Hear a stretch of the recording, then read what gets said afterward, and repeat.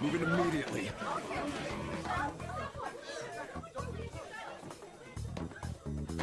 Hello, everyone, and welcome to another edition of The Save Point. I'm your host, Shepard.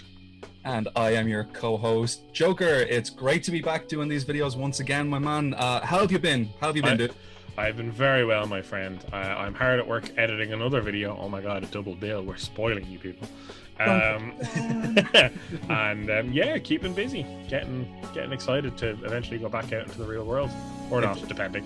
It seems like a lifetime ago, literally a lifetime ago, that we could actually venture out a little bit, and which brings us to the topic of this video, this discussion that we're going to have. Back before the days of COVID-19 and before a pandemic literally halted everything, Shepard and I met up for a few beers one night, and we got talking, caught up, all that kind of thing, and he said, have you ever played Persona 5? And this is where the topic of the video is coming in, and it's something that's very, very special to me. My god, I never thought I'd be so protective of a franchise apart from Final Fantasy, but this one is it's a special episode for me because Persona 5 Royale, which is the one that we're going to be talking about, we'll get into this in a moment, the difference between Persona 5 and Persona 5 Royale. Persona 5 Royale for me is now my favorite video game ever made.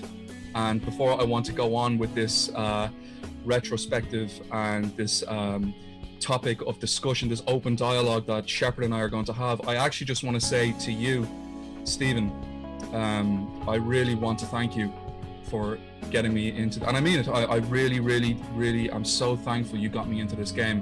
It's been a long time since I've felt such a pull towards a story, to have, you know, it's been a long time to have such a deep connection to a video game.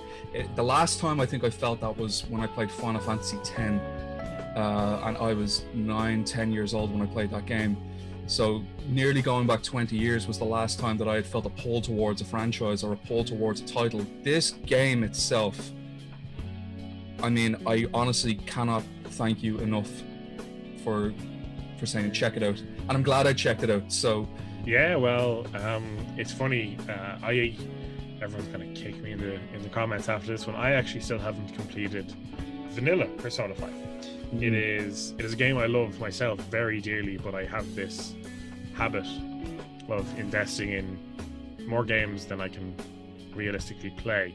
It's a compulsion I have. But the funny thing is, when it comes to Persona 5, I love a good JRPG, and I had heard a good few things about this in online reviews and stuff like that. But the video, I may have sent it to you previously, the video that got me into the game was actually by a YouTuber called Super Butterbuns. She's fucking hilarious. I love her work. And just watching her video on Persona 5 and the passion for which she kind of spoke about the game and the characters and everything really just enamored me to the whole thing. I was like, oh, I gotta give this a go. It seems really cool. And then when I started playing it, I got really into it. And I think I was about 2 or 3 palaces in when I mentioned it to you. I was like, oh man, it's this great JRPG, and like the graphics and the music and everything. And little did I know how much you would far surpass me in terms of gameplay time, knowledge, etc. of the game. This is the one title for me where I actually cannot take it off my dashboard on the PlayStation. I have to have it there at all times. And I remember actually sending a photograph or a little short video of how many hours I've put into the game, and over the course of, I think this is my 4th playthrough, I've put in 380 hours into this one game. That's never happened before. But we'll get into that as we go along and discuss our opinions, our thoughts, what we liked about the game, what we didn't like about the game. There's so much to dig into in this franchise. It's such a beefy entry into an already very respected JRPG franchise. Now, I'm first to admit, I'm first to hold my hands up, I have not played any of the other Persona games. So this is my introduction into an already well-established franchise. I believe you've played Persona 4? Yeah, I've played Persona 4 Golden on the PlayStation Vita. Now, this was after purchasing Persona 5 and playing a few hours of that. I was like, man, it's really good. And a lot of the people in the fan community had said that Persona 4 Golden was the gold standard. for the franchise. That it was like a lot of nobody that I've seen has decried Persona 5. They've all said it's excellent, but Persona 4 is apparently just that much better. Yeah, it's arguably like the high point of this long franchise. But for me, this was my introduction into the Atlas chronology of JRPG. So just a little bit of a background on the actual the blueprint of this company and the blueprint of this game, which we usually kind of do a little bit of a back and forth. So the developers, as I mentioned, were Atlas and P Studio, and Atlas were actually the English translators for the Yakuza games, I believe. Oh, I didn't know that. Yeah, so a lot of the Yakuza games were primarily Japanese text, Japanese voice actors. Atlas also had translated a bunch of their stuff in their titles. I suppose they work for Sega. They're all Sega. Yeah, exactly. They're all under the Sega umbrella corporation. See what I did there? So confirmed. So the composer for Persona 5 and Persona 5 Royale is a gentleman by the name of Shoji Meguro. I really hope I'm pronouncing that right, and I have to give this guy credit. I mean, the music in Persona, the vanilla Persona and Persona Royale, I can't listen to this soundtrack without getting choked up. It's like meeting an old friend again. It's like you sit down for a cup of coffee or whatever, a glass of wine, and it's like you may not have seen them for like maybe 3 or 4 years. The second you interact with each other, it all comes back. So his music, Shoji's music, it's so subtly done, but it goes from this lo-fi trip hop kind of aesthetic to the main theme of the game, which is Beneath the Mask. It's playing in the background right now, but to these powerful battle movements, and it sets you up for a fight. You hear the fight theme coming through, you hear the infiltration music coming through. It's brilliant. It really gets you, okay, let's go tackle this, let's go get it done. We've got a mission, we've got a goal, we're gonna get there no matter what. And the music really is that little push that you need for you and your team. It's brilliant. His compositions are just, I haven't felt such emotion, as weird as this sounds, for video game music since probably Final Fantasy. The only other game that's really like struck a chord with me literally has been Hollow Knight. The music in Hollow Knight is just, it's second to none. It's absolutely outstanding. But what Shoji Meguro did here, it's this gentle, flowing, very, very beautiful notes in everyday life that your character is going through. It's always in the background. It's brilliant. And what Persona 5 Royale, and going back to the vanilla game, I'll just title everything under Persona 5 just to save the confusion. This game talks so much about the themes of rebellion, fighting against social injustices and divisions between classes. Each character that is now coming into your party that you recruit are fighting against their own oppression. So for example, we have Ryuji Sakamoto, who's your first confidant in the game. He's fighting against this bully figure of a gym teacher, which we'll get into in a moment. Takamaki is a model fighting against social kind of constructs of what beauty is and things like beauty that. Norms and beauty kind norms, of the modeling industry in general, how they perceive what models should look like versus what, like self-expression and well, that's it. Like this whole game is set in Japan, and for a character like An, who has traveled all over the world, she's kind of seen as an outsider. Like, she's too pretty for the guys to ask out, but she's not as popular for the popular girls to hang out with. Yeah. She's part American, isn't she? Half American? Yeah, she's part American. So she has blonde hair, which is unusual in Japanese culture. Yeah. They usually kind of darker. Dye their hair. Yeah, exactly. Yeah. So this whole game starts off with as your main protagonist. He's this nameless this nameless character. You give him your a first name, a second name, but he goes by the moniker of Joker, which is his code name in this game, which is the name that the name that I actually use for these videos on the save point is Joker, and it's because of this game. That's how much it has affected me. But it's brilliant. So you basically start off as this young teenager, and he's in trouble with the law.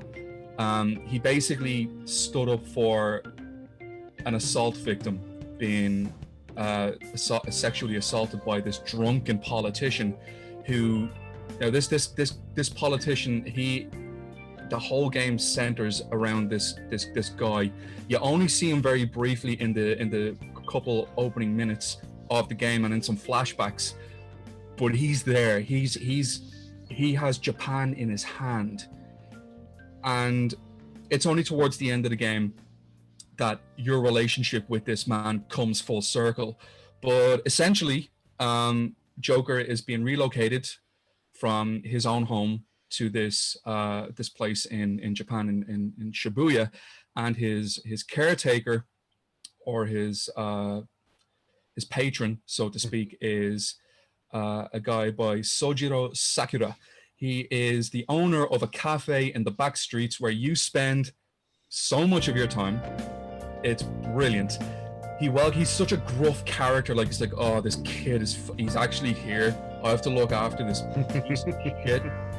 Ugh, but I love Sojiro. I love him. He's such a grump. Yeah, I relate. He's such a grump because he sees you as this piece of trash who is probably disrupting his business, his livelihood. He has to look after you, and the relationship. The reason why you actually are going to Sojiro's place is because he knows your parents. Yeah. It doesn't say how close him and your parents are. Your parents never actually appear in the game either, do they? They never appear in the game, which is a part all over again. This is it. Like, it's funny because the themes of rejection and neglect is so evident in this game. But Sojiro takes you in and he literally puts you upstairs in his attic, and it's in bits. There's cobwebs, there's dust everywhere, it's manky, there's a bed full of old newspaper clippings and all this kind of stuff. And Sojiro is like, listen, this is your room, you're in charge of it, clean it up, I want nothing to do with this, I'm done with you. So as Joker, now it's important to mention that he doesn't have a name straight up like John or Jack or whatever. You give him the name that you want, but I've seen a lot of people on forums say that his name is actually Akira. Yeah, I think that's the official canonical name that Atlas might have issued. I think so, yeah.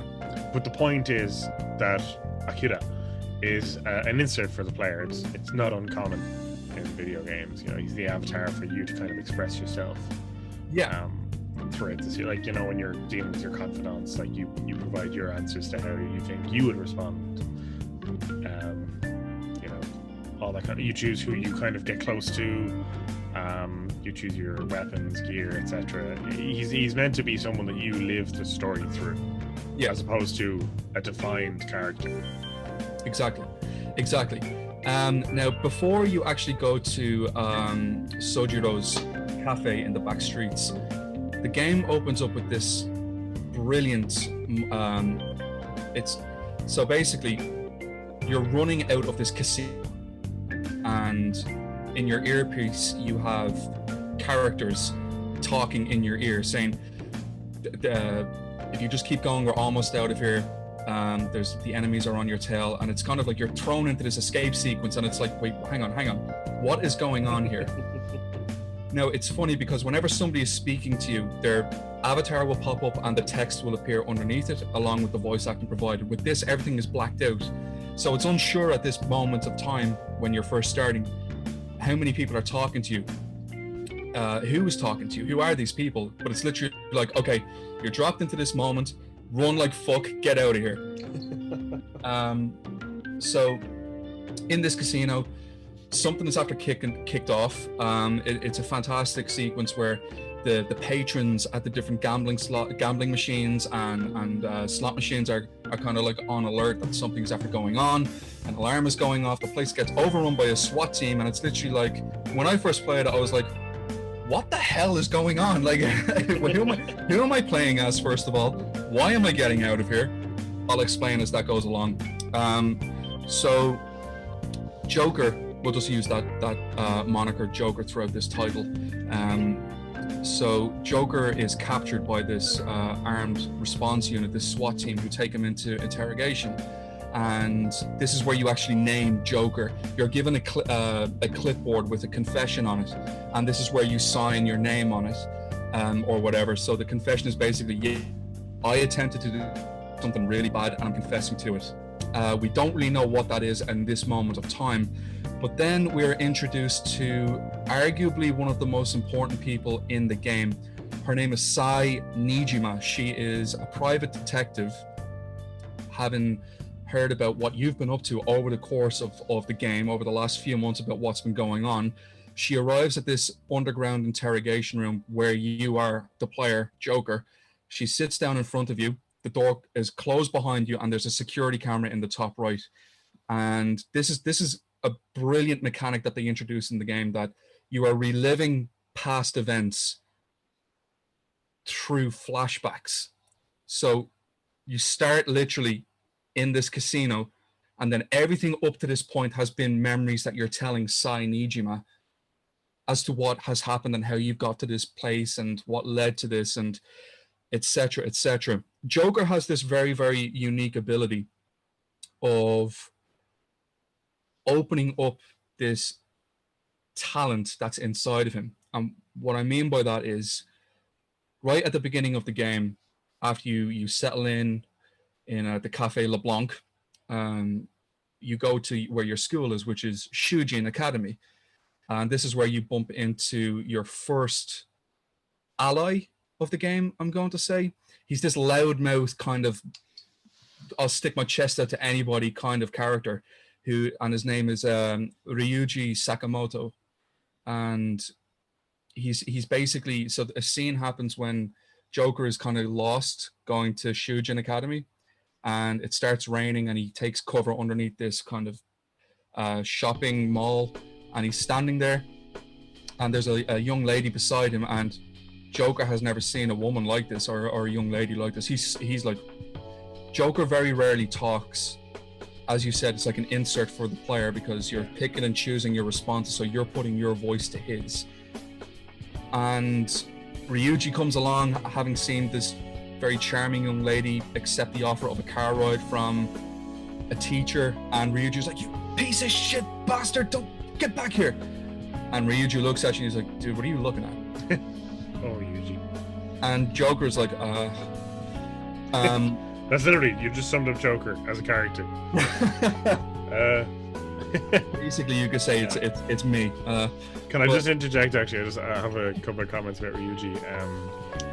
He's one of my favorite characters in the game. I find him endlessly entertaining, even if you usually play it as the kind of the dumbass of the group. Especially when Yosuke joins and etc. But I always found it funny. So Ryuji swears like a fucking sailor. Son of a bitch! Yeah, except for when he doesn't. When he, in the scenes where it's voice acted, he'll say effing as opposed to fuck. Like fuck. Oh yeah, like EFFIN apostrophe. Yeah. Oh, that's so effing crazy. Yeah. But then when the scenes that aren't actually voiced over, the subtitle will say fuck. Yeah. It's really strange. It's like the voice actor couldn't say fuck. Yeah. The character could. But the text could. Yeah. I just thought that was a funny little thing, because it's Ryuji. He doesn't care what people think. He reminds me so much of his character design, especially that like blonde spiky hair. Zell Dinshet of Final Fantasy VIII. He's the brawler of the party. He talks before he thinks about his response, and that gets Ryuji into so much trouble as well. Yeah. But there's a reason why Ryuji has such a hatred towards this teacher. Now, it turns out that the teacher, his name is Kamoshida. He is an Olympian volleyball hero, basically. And as the game progresses, with each ally that you come into contact with, they're all fighting against their own systematic oppression. They're all fighting against what made them so angry against societal figures or parental figures or whatever it might be. Joker keeps getting this notification on his phone of this red eyeball, and he's always looking at this and it's like, what is this app? I don't remember installing this. And anytime you try to delete it, it comes back. And that's important. That's very important. So going back to when you meet Ryuji, so Ryuji kind of eyeballs you and he says, oh, you're in Shujin, you're wearing kind of like the same checkered uniform. Oh, okay, let's go to the school, let's go to where we are. The app comes back and Joker's like, I wonder what this does. And he clicks on it and they end up in this really mental, otherworldly place, which is, so in this game, you're crossing a lot between the real world and what they call the metaverse. So two different sides of the same coin that at a lot of points they do kind of cross together. And Ryuji, when you end up there with Ryuji, he's like, I don't remember this ever being in Shibuya. What the hell is going on here? And Joker is so naive. He's like, is this the school we're supposed to go to? And it's brilliant. So you enter this castle looking around, and these guards in armor with spears turn up, and they're like, intruders, you're not supposed to be here. Hail Lord Kamoshida. And Ryuji's like, wait, hang on a second. Kamoshida, this is the piece of shit that he has a problem with, the same teacher who gave An a lift to school. You end up locked up in a dungeon, and all hell breaks loose. You see Kamoshida coming towards you. He's decked out in this kind of real creepy, he wears a crown, he only has underpants on, in this robe decked out with love hearts. Yuck. I remember playing that, and I think I texted you and I was like, I don't know what I make of this. Dude, what the fuck did you get me to play? Right? But this is where these two states come into play. So it's the real world and the metaverse. And this app on Joker's phone is his link to the metaverse. So basically what the game is telling you is inside every person there's these mind palaces where they are the ruler, their own cognition is the ruler of their own dream state, their own heavenly place to be, their own euphoria. They rule over it, and every person has this in them. But not every person has a palace, which is what these things are called. They're called palaces. Only those with a very strong cognitive mindset have these palaces. Joker can infiltrate these palaces. It's kind of like that's his chosen form, is he can infiltrate these places. And another thing that Joker has is the ability to summon these beings that fight with him called Persona. Well, nearly there. They definitely get a P, but they're not called Pokemon. They're called they're literally called Persona. And they're these beings that fight with you. They're these beings that lend their power to you, and they are actually enemies in the game that you can find. And when you defeat them, you can actually interrogate them and question them, and say, you can join me or I'm gonna kill you. And it's kind of a cool gameplay mechanic, because depending on what you say will either piss them off and they'll attack back at you, will make them retreat and say, no, I don't want to be a part of this is too heavy for me, or they'll join you.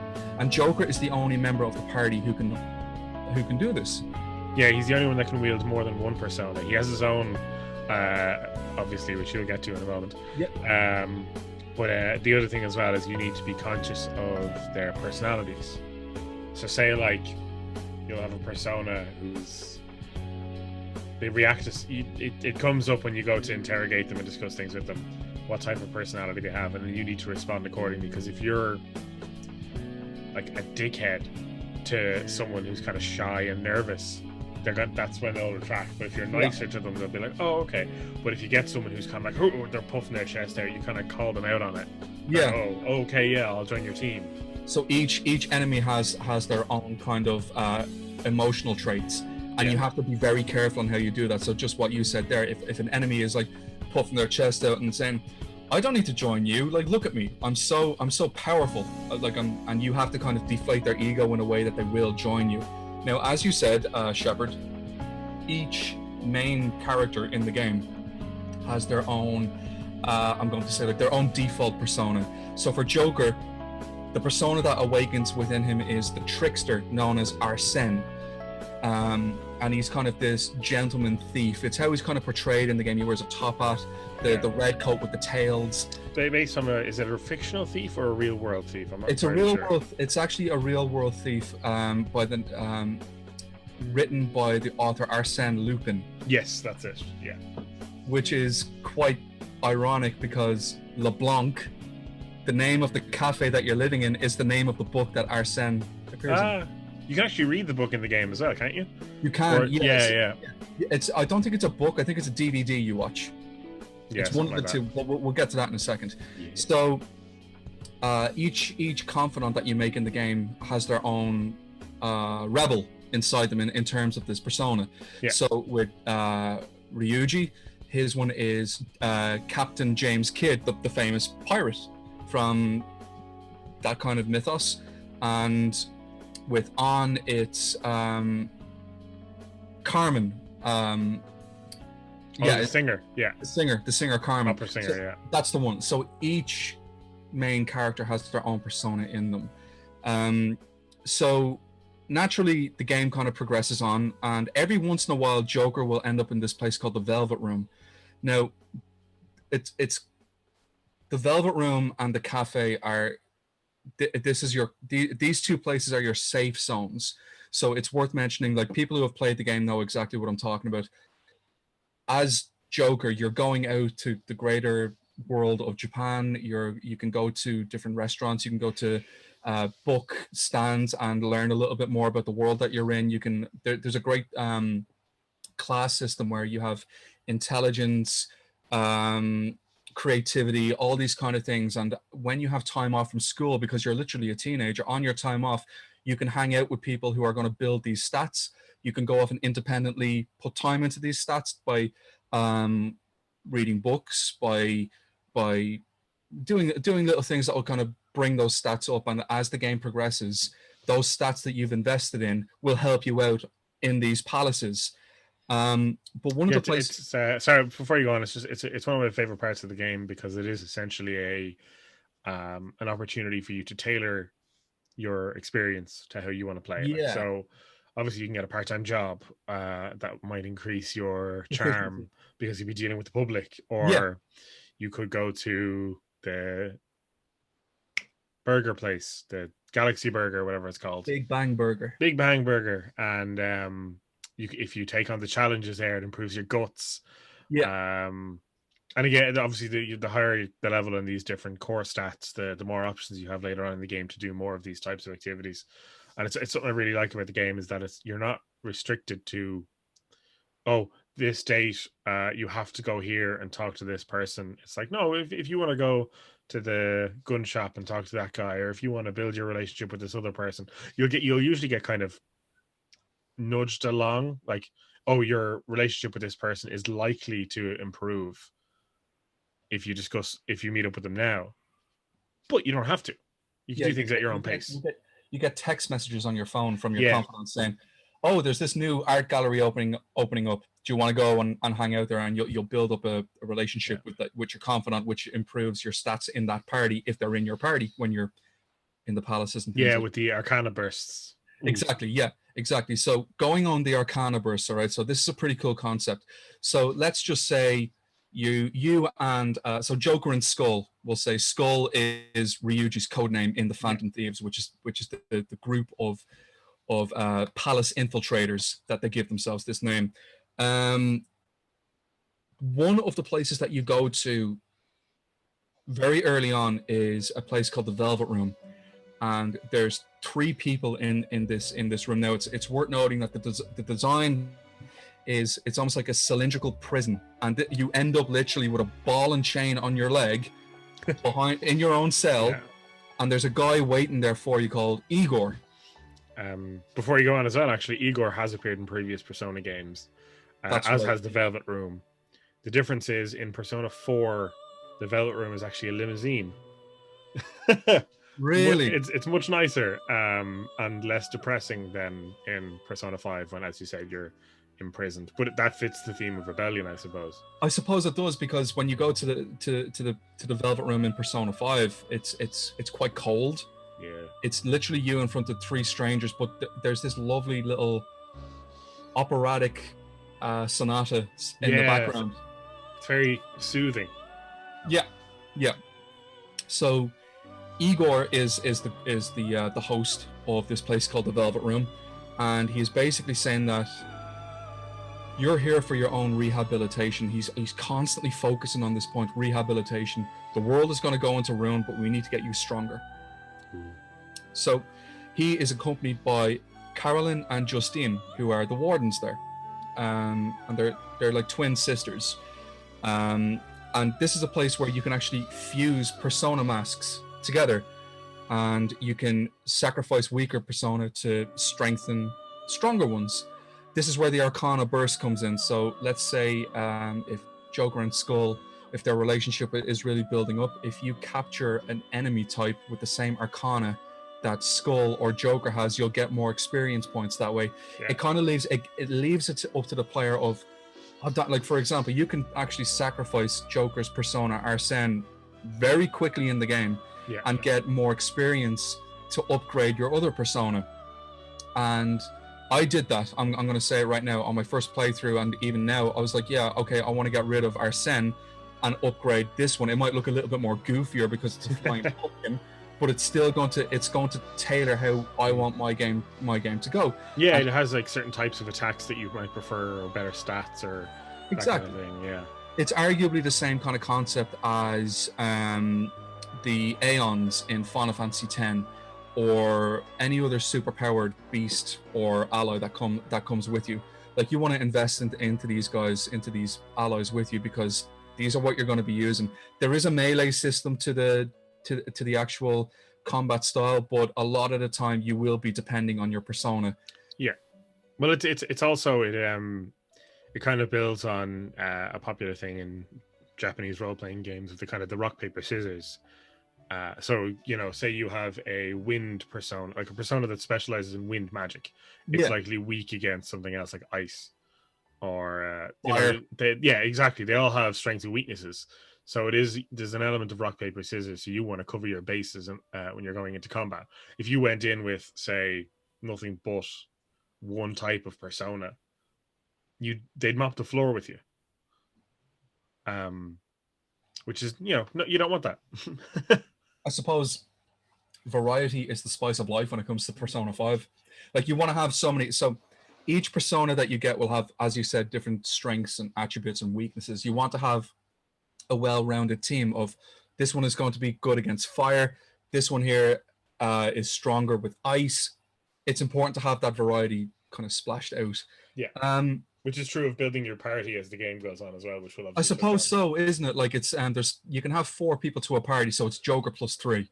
And for me, the way it planned out for me was I would always have Joker, Skull, Yusuke, and I think it was An. There are other party members you can recruit, and you can build your team up from there. The other thing being, if Joker dies in combat, game over. So you want Joker kitted out as well as possible. Which is where you can actually go to like an airsoft shop and get better equipment. You can go to Dr. Takamiki's office, which is a clinic in the back streets of Shibuya, and get more medicine. She gives you better equipment on how to deal with different weaknesses that you might get. So you can get medicine that fights against poison, tiredness. It's your standard JRPG tropes. Exactly. But what I want to ask you, Shepard, is, like, obviously the people who have clicked on this video kind of know what I'm getting at and where I'm going to go with this. So I've completed the vanilla Persona 5, and I've completed Royale, which is my definitive edition, at least 3 or 4 times. Yeah.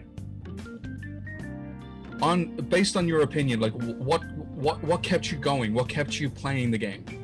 Well, even considering the fact that I haven't finished the game. I'm on the second last palace. It's Sai's palace.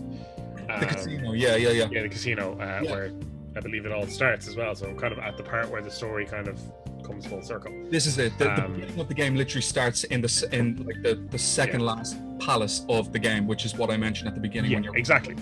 Yeah. So what kept me going, even though, as I said, I haven't finished it, and I want to finish it, and I've been playing it for years. It's a game for me that I really want to. When I play it for hours at a time, and then I don't play it for weeks, because I love it when I'm in it, but finding the time to commit to it is very difficult. That's all. So for me, anyway, it's so dialogue heavy as well. Like, yes, it's kind of, there's a lot of micromanaging, and not in a bad way. I love that stuff. But for me, it's when I come back to the game every time, it's the characters, and like the thing of it is, like, for the most part, the characters are fairly standard in their kind of depth, you know. So like Ryuji is the hothead, Anne is the slightly naive model character, Yosuke is the socially awkward artist, Makoto is the strict rule abider. They all have these things that they kind of adhere to, but it's how well written and performed they are, and how relatable they all are. I love getting into it. The other thing as well is the style of the game is just amazing. Like, it's one of the few games I'll let the intro play every time I turn it on, because it's so engaging and it gets me excited to play the game. Like the music, the animation, the whole art style I adore. Even it's the only JRPG I know where the combat menu isn't a list. It uses all of the buttons. Yeah. All of the buttons on the controller. It uses them. And each of the menu parts have different character portraits in the background. Yeah, exactly. Like that's the thing. It makes menus. It kind exciting. of energizes the JRPG kind of trope, doesn't it? Mm-hmm. Yeah. Like even previous Persona games, Persona 4 being one I've played, when it looks amazing. It has this TV style. So when you enter the menu, it's like the dial on an old school TV turns every time you move down the list. Cool. It's really cool, but it's still a list. Whereas in Persona 5, it's like press square to use items, press triangle to use persona, press X to melee attack, I think it's L1 to use guns, press R1 to escape. It actually uses all of the buttons on the controller, and it's like, wow, it's actually it streamlines the process. And the thing is, because of this, combat is so much more fluid and fast and engaging in such a small way. It changes the combat, and it feels infinitely better. And that's it as well. It's the combat I think is really fun. I don't run from fights in Persona 5 because they're so entertaining. I actively pursue enemies, especially with that theme going on by Orbit in the background. You'll never see it coming. I'm sorry. But that's what drives you to keep no, I'm not running away from this, because the music is so energetic and bubbly and bright, even though I'm fighting against these demonic creatures. No, keep going. Brilliant. And even maybe don't fight for a bit, just let the music play. Which I have done several times. I'm not gonna lie. Yeah, it's too good. I nearly get upset when I finish a fight too quickly and I never get to the actual chorus of the song. I'm like, this is the problem with being such a good gamer. Well, that's it, isn't it? Yeah. But the other thing, ultimately, to answer your question, because I went off on a few times. No, this is what those videos are for, man. I think that Persona 5's overarching plot for me was a bit thin. It's kind of the palaces for the most part aren't directly linked with each other, or at least they're at a surface level maybe, but there's no like Kamoshida and Sai are two very different characters with two very different palaces. Yes. But I think because of the concept behind Persona, the palaces themselves could nearly be a game in their own right a lot of the time. Like Kamoshida's palace is particularly sleazy, and I felt gross playing through it. Yeah, it's the sexual exploitation of minors, fucking minors. But then and can I just cut across there? Like that was one of the things that you told me about, like when we were having those beers all those many years ago.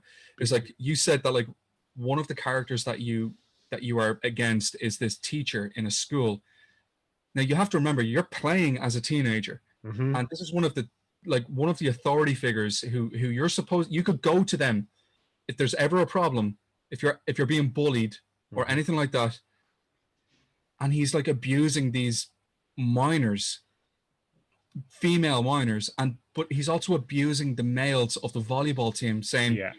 I'm still your boss, you're my bitch. And it's like, what? I had never experienced that in a game before. It's very dark. Like I've played games with mature themes. I've played Grand Theft Auto, Manhunt. Even like Mass Effect goes on to some occasionally dark topics like child experimentation, Genophage. Genophage. I've played Telltale's The Walking Dead. I've seen and played most of the bad stuff out there. So I'm probably a bit desensitized.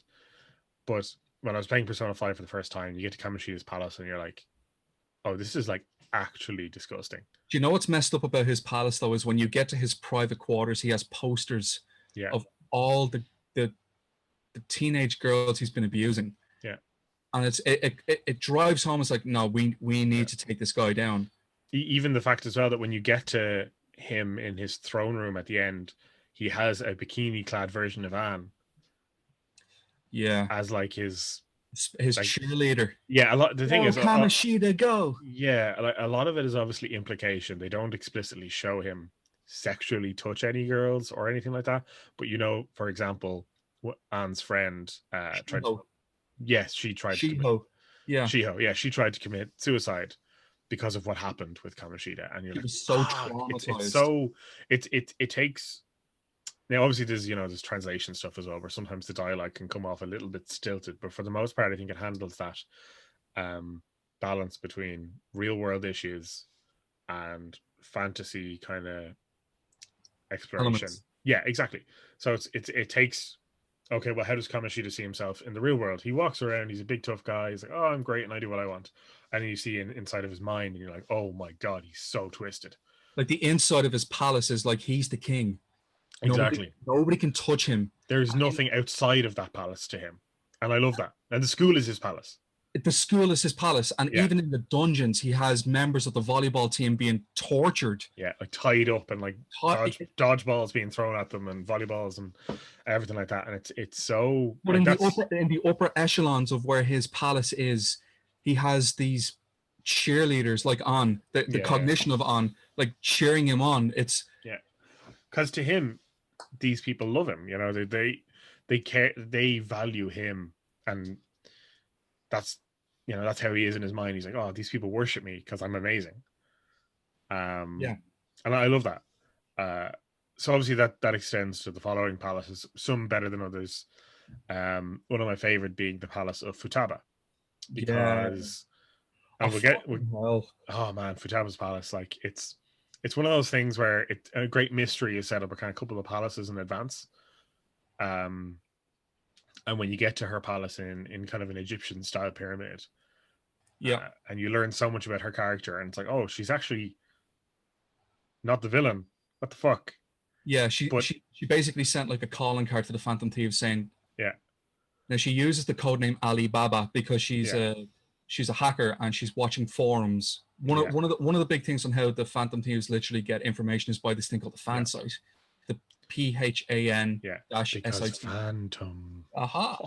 And she literally sends her own calling card to say, change the heart of Futaba Sakura, and it's like, Sakura, hang on. I think it's worth explaining for those who don't know what the calling card system is as well. Yeah. So basically, the calling card system is, so every palace ruler has their treasure. So for Kamoshida, it would be his Olympic medal. Yeah. For Madarame, it's a photo, it's the original painting of the Sakura. We'll get to that obviously in a moment. So every palace ruler has a treasure that they're guarding.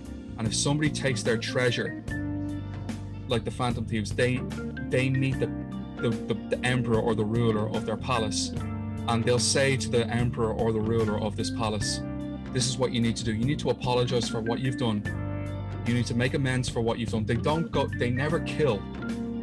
They never kill. It's literally the Phantom Thieves are holding up the mirror and saying, look at this. This is what you are. Now make amends for it. So with Futaba, she literally sends a message to the fan site saying, please change the heart of Futaba Sakura. The interesting thing about the whole pyramid structure is her pyramid and her sarcophagus is her bedroom. She's never left the house.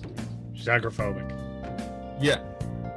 And there's a reason behind that. It's because her mother had quote unquote committed suicide, and the people investigating her mother's death had said to Futaba, you're probably the reason behind this. Have you ever thought about that? Yeah. They'd said that to her from such an early age, and she had believed it. She'd internalized it, basically, that she was responsible for her mother's death. And isn't it funny that one of the boss fights in Futaba's palace is this hybrid of an eagle, kind of Pegasus kind of thing, with her mother's face on it. Yeah. It's dark. Like, there's a lot of dark moments in this game. Yeah. And the way the mother monster thing kind of calls out to her during the battle. Yeah. You know, like, it's your fault, and I never loved you. I never wished I had you, and yeah, like fucking hell. It's like when the game wants to, it will absolutely kick you in the chest emotionally.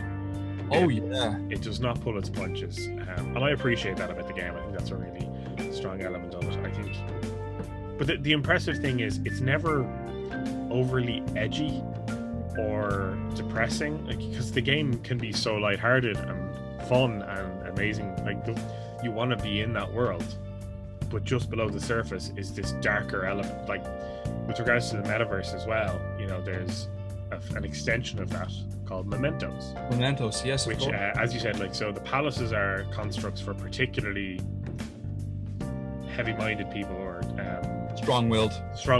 You know, so these are people who are solely focused on their sin. That's kind of what, for the most part, you know, lust, greed, wrath. And isn't it funny that, like, all of the palaces that you go to with these palace rulers, so Kamoshida, Madarame, all of them are upstanding members of society. Yeah, in some way, shape, or form. You know, and it's like they'll preach themselves, like, especially with Madarame, he's supposed to be this world-renowned artist. Yeah, and yet teacher. Yeah. But he's letting his students, he's stealing the work of his students and saying they're his, earning his fortune, and saying to his students, if you tell anybody, you're out of here. I'm your patron. You respect me. It's like, whoa. You know, it's brilliant. It's absolutely brilliant. And that kind of brings me to so as I said, all the palaces of the individuals they're because they're so generally fucked up in some way. But Mementos is the collective palace, I suppose, of society. And you know, like, obviously it's something it's randomly generated. It even changes depending on the weather, because that affects the general mood of the society in Shibuya.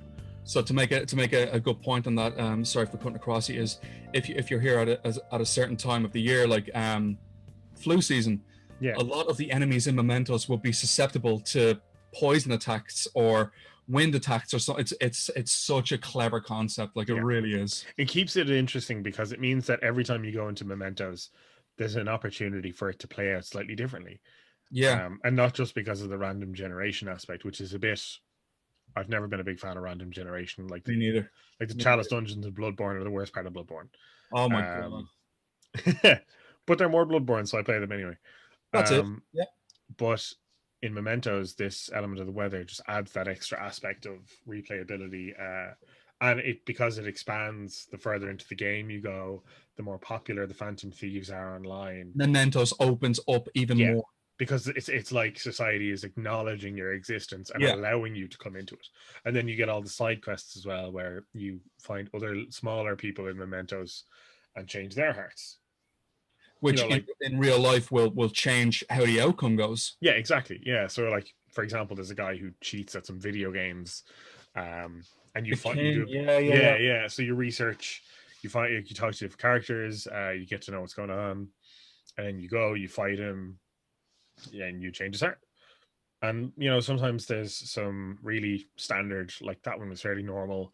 There's other times you'll do a side quest and it's a bit longer, and the Mementos boss fight at the end is a bit more substantial, it has more meaning, and it's great because they're not all the same, and I like Yeah. that. And some of them you might miss entirely because of the way you're progressing through the game. Yeah. If, Yeah. if you don't get a job in a certain place, you might not hear about a character who's doing a bad thing. Yeah. um Yeah, that's it. Because if you weren't working at the restaurant during this time when it happened, you might not overhear the conversation that two patrons are having. Yeah. Which you, as intel, you bring back to the Phantom Thieves, and they go into Mementos. They find that cognition of the person who was in the wrong. They Yeah. change their heart, and in the real world, it Yeah. progresses. This, it's brilliant. It's brilliant. Yeah, it's great as well that even the loading screens and everything like that, still they give you information about what's happening in the world. So say Yeah. if you're on the train, you'll hear two people talking. If you're walking up to school, two of the students walking ahead of you will be discussing what kind of happened recently. So it's never static. It's always, there's always something happening. There's a freshness kind of being brought in. Yeah, and I love that. Yeah, I love it. I love that. I really like that. It was like, and this is what pulled me towards the game. It's like you are in a living, breathing world where no matter what you're doing, life is moving around you. Yeah. And it's how you interact with life around you progresses yourself as the main character. Plus the fact that the Phantom Thieves actions have consequences throughout the story. It's not a simple case of you get better and then by the end of the game you're heroes. No, there comes a turning point where the opposite is true. And society is like, oh god, what's wrong with these guys? And even you're blamed for a murder and so many other things. It's constantly fluctuating, and it's something I really like about the game, is that it doesn't sit still. It knows when to slow down, it knows when to have quiet moments, but it never stops making you care about what's happening in the world. Yeah. And this comes into place where, so after the third palace, the third or fourth palace, there's been talks of another Persona user who has been infiltrating these palaces. And it's like, who is this other person? Because up until now, the game has only been saying that you, Joker, and the rest of your party are the only people who can infiltrate these palaces. Yeah. Now, this is where the game kind of shows off its diversion a little bit, and not everything that you might see is true. So there's a part in the game when you, in your progression, you go to this TV studio where a young teenage detective by the name of Goro Akechi is going to be giving a talk about things. And you're kind of bored, you're kind of sitting there watching this live TV show happening with the interviews and things like that, and Skull is like, oh my god, let's just get out of here. I need to get out of here. It's so boring that we're here when there's a theme park right next to us. And Joker's like, no, just let's sit it through with the class and then we can go off and do our own thing. So now, one of the main characters that you meet in Kamoshida's palace is Morgana, who is this, he's kind of like seen as like the key figure of Persona 5. I believe a lot of the marketing was based around Morgana and things like that. So Morgana is a cat, basically, that makes its home in your backpack. And he lives with you in the Cafe LeBlanc. And so you and Skull are standing backstage thinking about where to go, and Morgana says, oh, I can't wait to go next door to get some delicious pancakes. And the conversation continues on. Akechi walks past and he stops and says, oh, did I hear somebody mention delicious pancakes? And it's kind of like a thing that like you don't really pick up on. And you get talking to Akechi, and he asks you, oh, Joker, or not Joker, so, oh, hey, insert name here. What do you think of the Phantom Thieves and what they're doing? And you give your opinion on whatever you do. Now, this is the part where Morgana says, wait, don't walk out just yet. Did you hear what he said to me? And it's kind of, it kind of puts that little thing in your mind of, okay, did he understand Morgana? Because Nobody else who has been to the cognitive world can hear Morgana speak. Every other person only hears Morgana meowing. Yeah. But the people who have been to the metaverse can hear Morgana speaking in a normal voice. And Okay. it's like, okay, strange. Anyway. Before you go on, sorry. Yeah. I think it's important to clarify for everybody watching. As I said earlier in the video, I'm only at the end of Sai's palace. Yeah. Which is not the final palace, meaning I haven't finished the main plot. Which means a lot of this stuff is going to be new to me. Yeah. And I'm intrigued now by what you're saying. Okay. So just, anybody watching, if I suddenly gyrate wildly, it's because this is new and exciting information. It gets mental here, right? It really gets mental. So you can Go for it. You continue on as Joker with your band of thieves. One of the last palaces that you get to is with Akechi, who is on your side, the guy that I just mentioned. He has he joins the team. Yeah. Yeah. So he has photographic evidence of you guys literally coming out of the metaverse, like from nothing, and then you appear out of thin air, basically. Okay. And he pulled you up on this, and he's like, "You guys are the Phantom Thieves." Oh shit. Yeah. All right. Yeah. It's he calls you to his dressing room in the Shibuya High School because he's giving a speech on what he thinks about the Phantom Thieves. Yes. And he says, "I know you guys are the Phantom Thieves. Dibbles. Here are the photos to prove you are the Phantom Thieves." Yeah. Sorry, I have seen this part because this is prior to Sai's Palace, I think. Because he joins you for Sai's Palace. Yeah. Exactly. So the reason why he joins you for Sai's Palace is because he's trying to change her perception or her cognition. Yeah. So now it gets really mental here. So I'm gonna try and break it down. Now, I've played Persona 5 Vanilla and I've played Persona 5 Royale time and time again. And this is the one part of the game where I'm like, that doesn't make any fucking sense. So I've done some research and I'm gonna try and break it down as the way I see it, okay? Hit me. Come with me on this. Right. So let's go back to when you are escaping Sai's palace. Okay. Joker is used as the distraction technique while your other teammates escape out of there. Okay, Right. Now Joker agreed to this. He'll say, "Let me be the distraction. You guys get out of the hero sacrifice, essentially. Pretty much, yeah. So exactly. So right, okay. So Joker is then put into this interrogation room. Okay. Now, prior to this, Joker and his classmates go to Hawaii as a school trip. Yeah. Before this, though, Futaba had planted a bug on Joker's phone so she can see through the camera.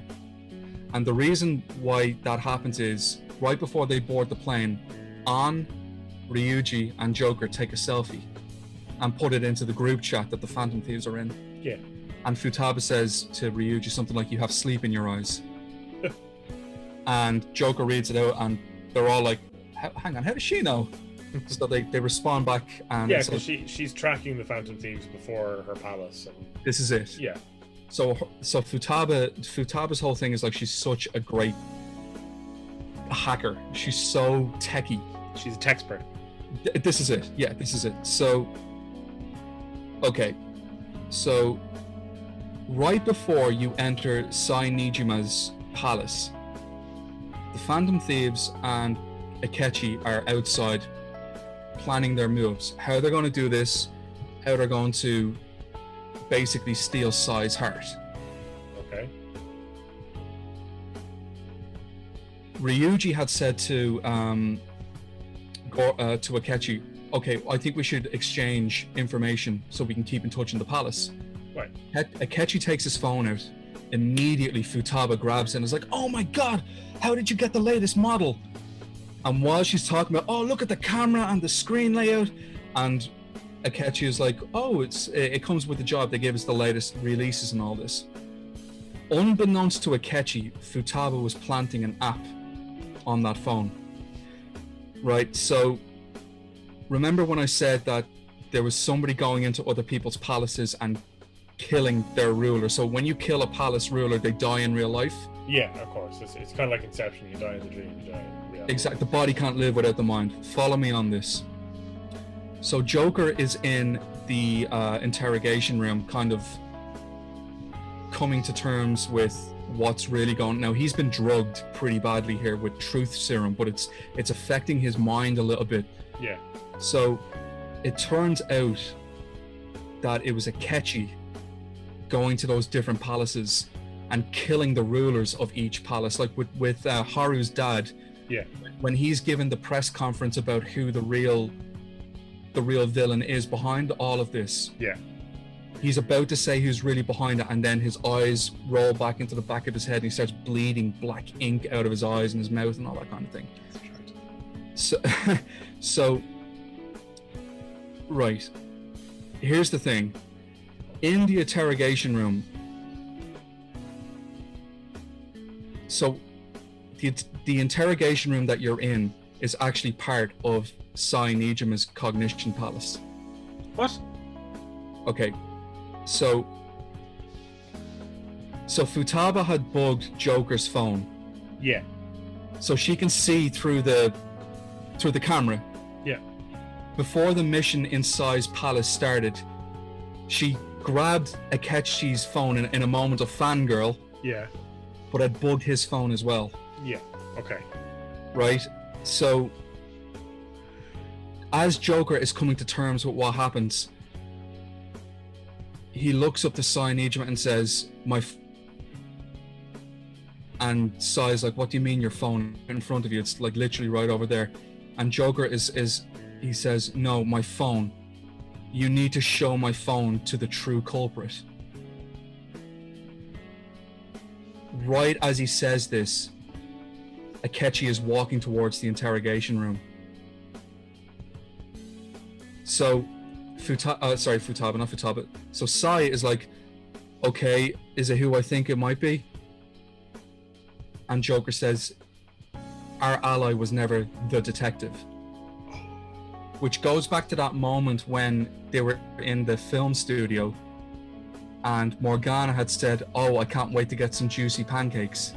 Yeah, because the only time anybody has ever can hear Morgana speaking, because he's a product of the metaverse, is when somebody has visited the metaverse. So how is it that Akechi could hear what Morgana was saying when all he would have heard was meows? He's been to the metaverse before. He's the one causing all of the cognition happening.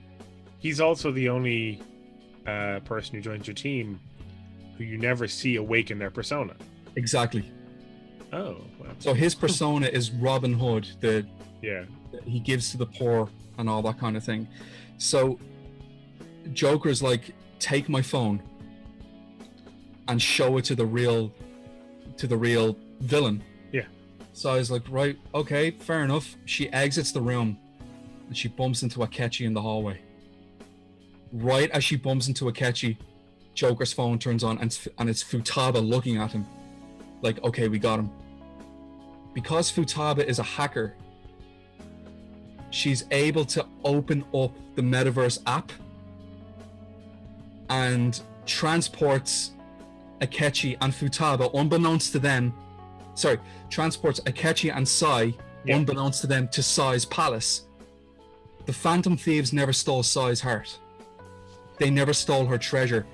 They knew Akechi was going to betray them, so they only pretended to say, we have it.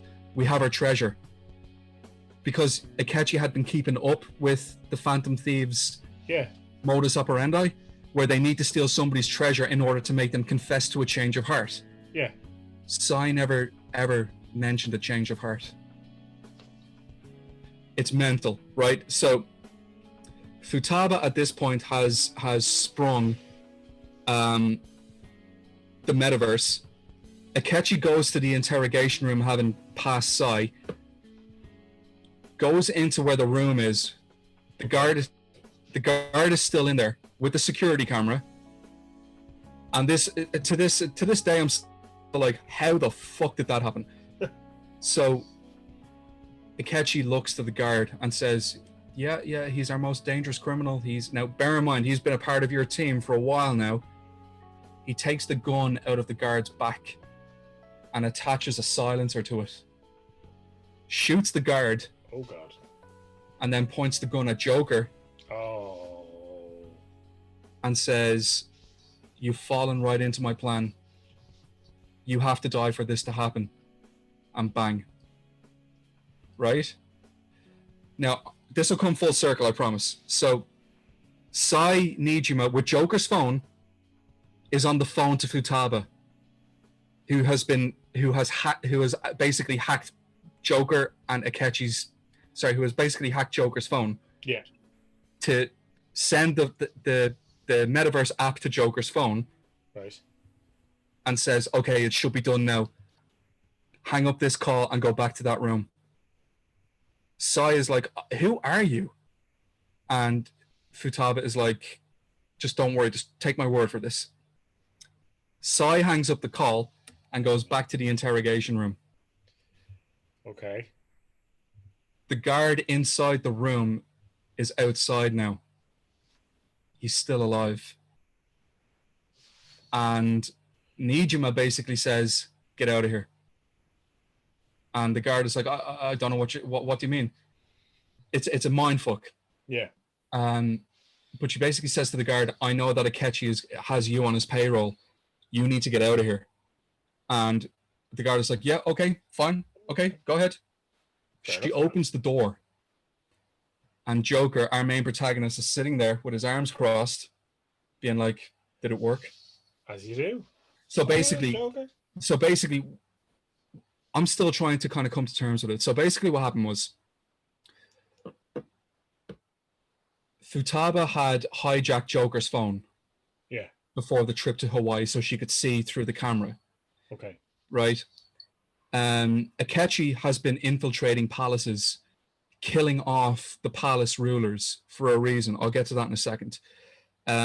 Joker, having kind of snapped out of the drugs that he was under, remembers that Morgana had said to him, "How is it that he knew I was speaking when we've only just met?" This is in the film studio, which means that he must be in some way, shape, or form linked to the metaverse. Yeah. But the only other person who's linked to the metaverse has been killing the palace rulers. Yeah. Okay. So it's like, okay, Akechi is kind of suspicious at the moment. He's kind of very sus. Gonna have to keep an eye on him. So when Joker says, "You need to take my phone," knowing now that Futaba is keeping an eye on things, yeah, you need to show this to Akechi so we can get his face on it. When Akechi and Sai meet, Futaba triggers the metaverse so that both of them are now in Sai's palace. Right. Akechi doesn't know this because he's convinced that he's seen the Phantom Thieves take the treasure that Sai Nijima's cognitive form was protecting. And now he's like, "Okay, I can go and just apprehend Joker. I can kill the main bad guy." Yeah. So basically it's like he was looking at a shadow of Joker when the real Joker is now being escorted out of the interrogation room because Sai Nijima now realizes that Akechi was the bad guy all along. It's fucking mental. That's insane, man. It's mental. I'm still trying to come to terms with it. And please leave a comment below if anybody can help me out with this, because that's the way I'm perceiving it. The reason why Akechi was killing people left, right, and center was because of a guy by the name of Masayoshi Shido. He is the guy who was sexually assaulting that minor in the beginning, that woman. I had a feeling, yeah. He's a politician. Of course. The reason why people in the metaverse, the rulers of the metaverse, were dying is because they were political enemies of Shido. Oh. Goro Akechi is Masayoshi Shido's illegitimate son. Oh, wow. Okay, that's definitely a surprise I did not see coming. So Akechi was doing Shido's dirty work so Shido could climb the ranks in politics while being the person who put Joker away. So he publicly is like, "Oh, I took down the Phantom Thieves," while also, oh wow, damn. And it's funny. It's funny that you mentioned that he said that publicly. So remember when you were saying that mementos is like the public's construct of cognition, that's their opinion, that's what they feel. Shido has climbed so high in the ranks that his word is God. And when he denounces the Phantom Thieves, nobody starts believing in the Phantom Thieves' ideals or what they achieved. So everything that they've done up until this point has been for naught, according to Shido. He's blaming the Phantom Thieves for all of the mental shutdowns that's going on in Tokyo and Shibuya and all those places when he had his son do it. Well, shit. Just so the public could wage asymmetrical warfare on the Phantom Thieves. And it's brilliant. It's one of those moments in gaming when I was like, oh fuck, like things have been for naught here. So a lot of other bits and pieces do happen. I'm going to try skim very, very quickly along here. So you defeat Shido. Supposedly everything is going to be okay. Now Shido in these last moments, knows his change of heart is happening. Okay. So he's surrounded himself with these scientists and these doctors who have been keeping a close eye on cognitive science. Okay. And how it affects people who are being infiltrated from their mind palace. Right. The only way that you can shut down your own palace is if you die. Makes sense, I think. So Shido says, I need to shut down this palace of mine. He says to his scientists, give me anything that can kill me, but give me something that can revive me. Oh God. Yeah. Really dark. Now it's a brilliant kind of thing because Shido's palace is the cruise ship where he's steering the country into a new beginning, away from the Phantom Thieves, away from all this mess, when he is inherently the one who's caused it. Yeah. So he swallows this formula from one of his cronies, and in the cognitive world of Shido's palace, the boat starts sinking. Right. And all of the Phantoms are like, holy fuck, gotta get out of here. They bump into Akechi at the end. Oh God. And Akechi reveals himself as being Shido's son. Yeah. And he's been helping him all along. And Joker, he's such a virtuous kind of character.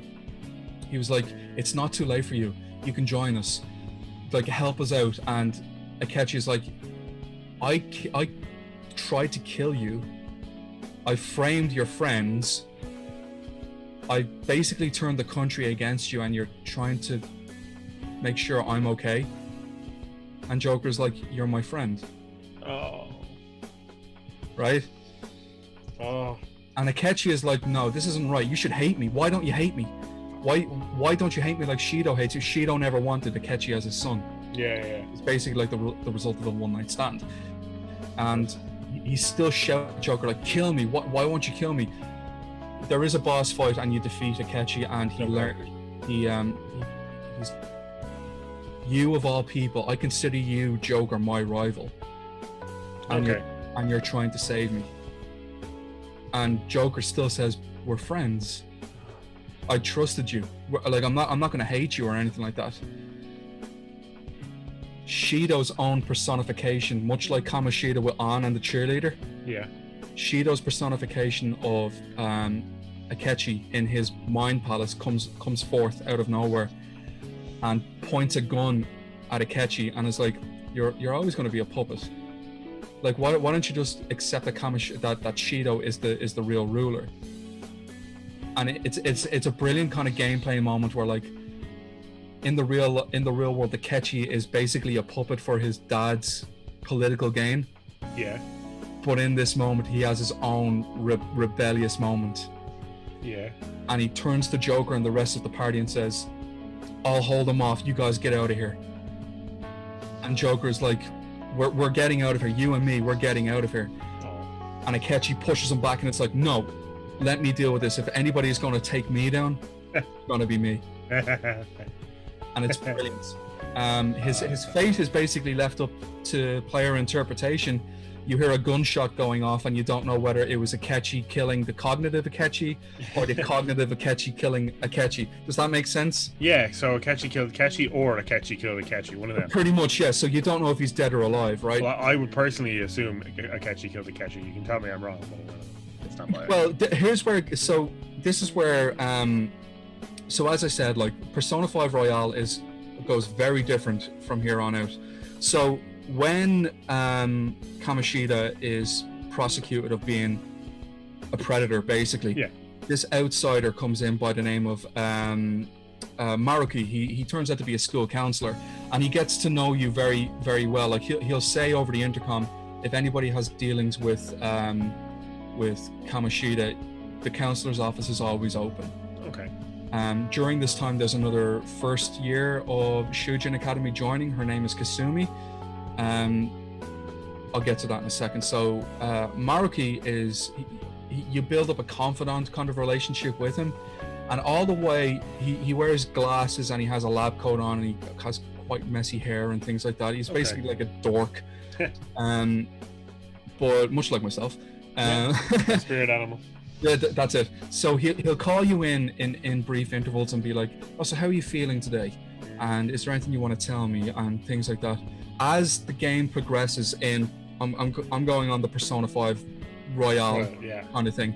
As the game progresses, he kind of talks a little bit more to Joker about, have you heard about these guys called the Phantom Thieves?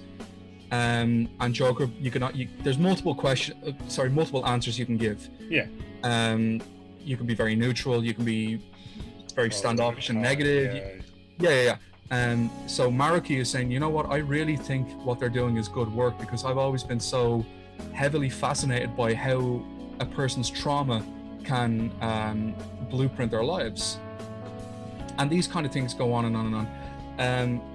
As you progress through the game and as your confidant scale builds with Maruki, right towards the end of the term, he calls you into his office. Now, this is after the whole Shido thing, okay? Right, okay. So he called you in and he says, Joker. Well, we're still using Joker, even though you can use whatever name you like. He says, Joker, my term is coming to an end here. And you reply like, oh, it's been great talking with you. I've learned so much, because he's teaching you how to increase your SP, your spirit points to use personas. His words help you out throughout the game. And he says, it's been such a pleasure getting to know you. And you as the player are like, oh, I hope we can meet again. And Maruki kind of closes his book and he says, yeah, your opinions on the Phantom Thieves and cognitive science have really helped me. Like I'm going to finally be able to complete the paper I'm working on. And Joker's like, oh, that's brilliant, like fantastic. I'm glad our chats have helped. Maruki says, oh, they really have helped. How that you can withstand being a student and being the leader of the Phantom Thieves? Slick. And Joker's like, what do you mean? And Maruki is like, it's okay. I'm not going to tell anybody. It's okay. Don't worry about it. I just want to let you know that I'm so glad I met you. Aww. Now, the game does a fucking mega 180 here. Oh no. So you defeat Shido. He comes onto this press conference and says, I'm the reason why all of this stuff was happening. Basically the same. Yeah, same as the same thing that everybody else in the palaces has been saying. Yeah. Right. Oh, no.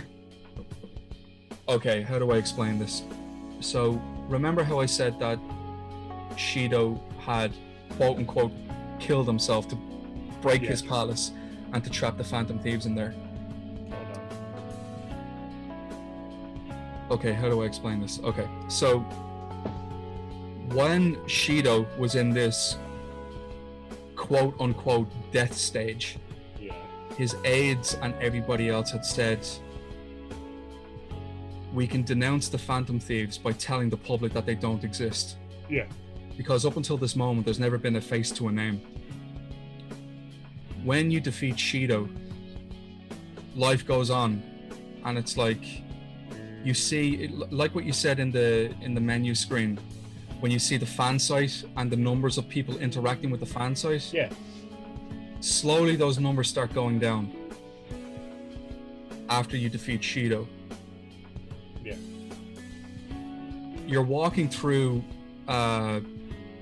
Shibuya and you're transported to Mementos, because Morgana had said that I'll learn who I really am once I get to Mementos, the very bottom. Now, Mementos is seen as like the cognitive gathering of the mass public. Okay. When you get to Mementos, right at the bottom are these cages. And inside these cages are the palace rulers that you've dealt with beforehand. So you walk past one cage and Kamoshida is in there, and he eyeballs Anne and is like, hey baby, why don't you come on over here? I've missed seeing that tight body of yours. And Joker's like, what the fuck are you doing here? Like, back off. Like he's like, to the party, back off. And Kamoshida's like, no, you know, it's okay, don't worry, I don't want to leave this cage anyway, I'm happier being here.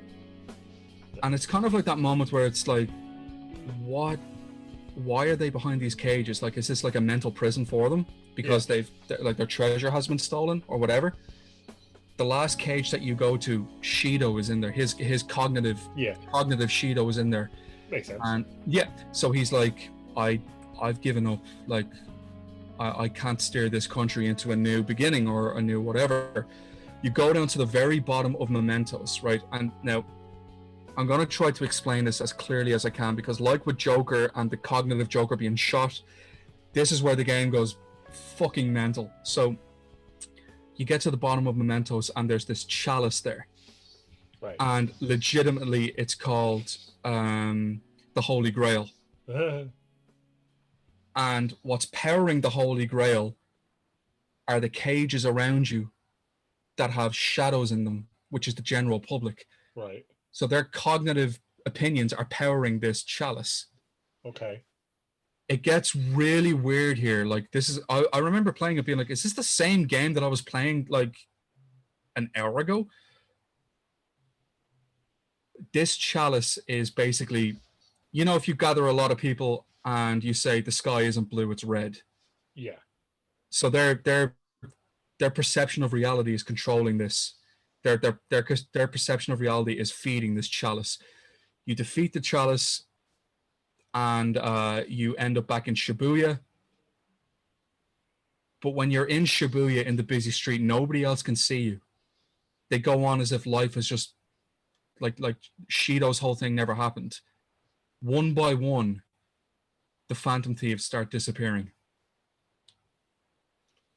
Like, it's that cutscene where Ryuji is like looking at his hand. Oh, like, no. Time has frozen around you. Oh. People on their phones, people talking about plans for the weekend. Time has ceased to exist, and one by one the Phantom Thieves start disappearing. Shit. You as Joker wake up in the Velvet Room. Yeah. And Igor's like, you failed. You failed. Fuck you, Igor. This is where it gets mental, right? It gets so mental.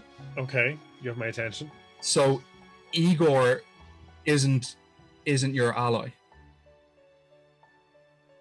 Igor is being controlled by a higher demonic being who has inhabited his body.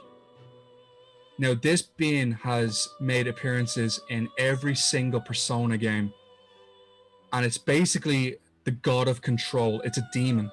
Right. By the name of Yal the Boath. So Yal the Boath.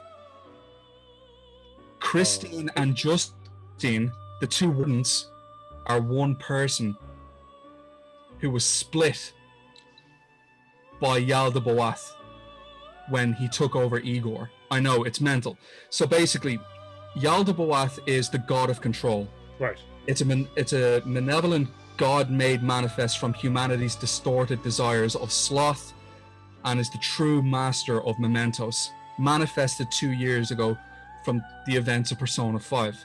So while all this shit was happening, Yal the Boath was the one controlling everything, but it needed a physical body, and the only physical body that he could manipulate people from was Igor in the Velvet Room, because he's been your guide all throughout the game. Yeah.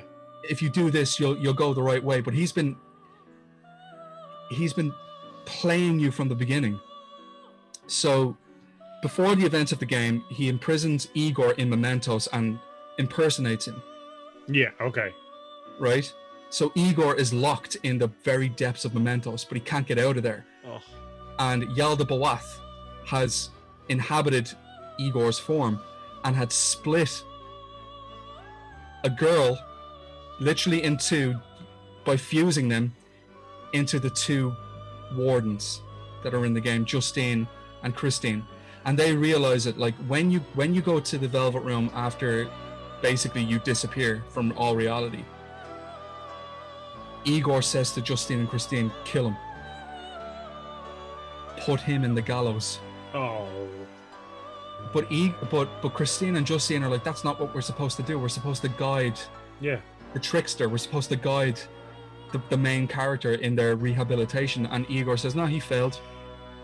He's getting too close to the truth. That's why we have to get him out of here. Christine and Justine fuse together. And they're a new being called Lavenza. Ooh, fancy. Now this to me was, I hate it when new characters are introduced like right towards the end of a game. Yeah. But this made sense to the plot because I suppose it's two pre-existing characters kind of coming together. Yeah. It's not like they just said, fucking Dante from Devil May Cry shows up at the very last second and is like, oh no, fuck you, I'm the boss. You're like, what the fuck? Well, this is it. Like, so in the beginning of the game, when you're in the interrogation room, when you sign your name, Lavenza's voice comes through, but it's such a throwaway kind of thing. So after you sign your name and you're about to reveal why you're in Shibuya at this time, having been relocated from your home, Lavenza's voice comes through and says, if you're awake, you're hearing my voice. But you don't even register it, because as the game goes on, if you have remembered that part, you're just naturally thinking, oh, it's one of the wardens who have said it. So as a result, the Velvet Room also became a part of Mementos, and it's mental. So essentially the end of the game is the true Igor comes to fruition after Yalda Bawath has left his body, and he wakes up and he's like, because in the original game it's like, welcome to the Velvet Room. He's got that very gravelly kind of voice. When the real Igor comes back after Yalda Bawath has figured out, shit, I've been made, Igor wakes up and it's greetings. He's very kind of English. Oh my god. Yeah, that's the thing. I remember people complained, or people noticed that his voice actor was different between the games, and apparently because he's had the same voice actor for the other personas. Yeah, they were like, oh, it's really weird. Why did they change his voice actor for the new game? Yeah. And it's like, oh, clearly it was a deliberate thing for fans of the series. I'm like, oh, that's actually really cool. Yeah, I mean, like when I was kind of like, whoa, okay, so Igor is like, holy hell, what's been going on here? You know? And he's like, oh, you must be, oh, hello, welcome to the Velvet Room. My name is Igor. And Lavenza is kind of whispering in his ear, like, here's what's been going on. And Igor is like, I'm so sorry for the inconvenience that has been caused to you. I have literally not been here for a long time. I think you can let him away with it. Yeah, exactly. So I'm going to kind of skip ahead here. So cool. Essentially, you fight Yalda Bawath in this. So basically, Mementos comes up from out of people's cognitive minds and starts. You see it in the game. All these kind of tendrils and spikes come into real life Shibuya. Oh, lovely. Now, what's really cool, I have to say this, like, so when you actually leave your cell in the Velvet Room, because a lot of the time you're locked behind it. Yeah. You leave your cell and you say to Igor, what do I do from here? And Igor is like, okay, hang on, I need to get back into my seat here. Let me just see. Okay. Oh, I'm so sorry for that inconvenience. He said, your teammates are here, but you have to remind them why they're your teammates. Oh. And it's brilliant. You leave the circular prison and you go to cells in the background where Yusuke is, where Makoto is, where Futaba is, Skull, and you remind them why they're on this journey to to fight against depression and things like that, and they all join you in the end. It's brilliant. So basically, like any like any normal JRPG, in the beginning you're sent off to find a kitten that's been caught in a tree. Right at the end, you're fighting God. Yeah, killing God with the power of friendship. Literally, that's what happens. Yep. Literally. Classic.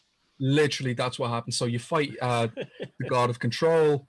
People start remembering who the Phantom Thieves are. All the confidants that you've made throughout the game are cheering you on from the bottom, like, kick it to him, Phantom Thieves. And that's cool.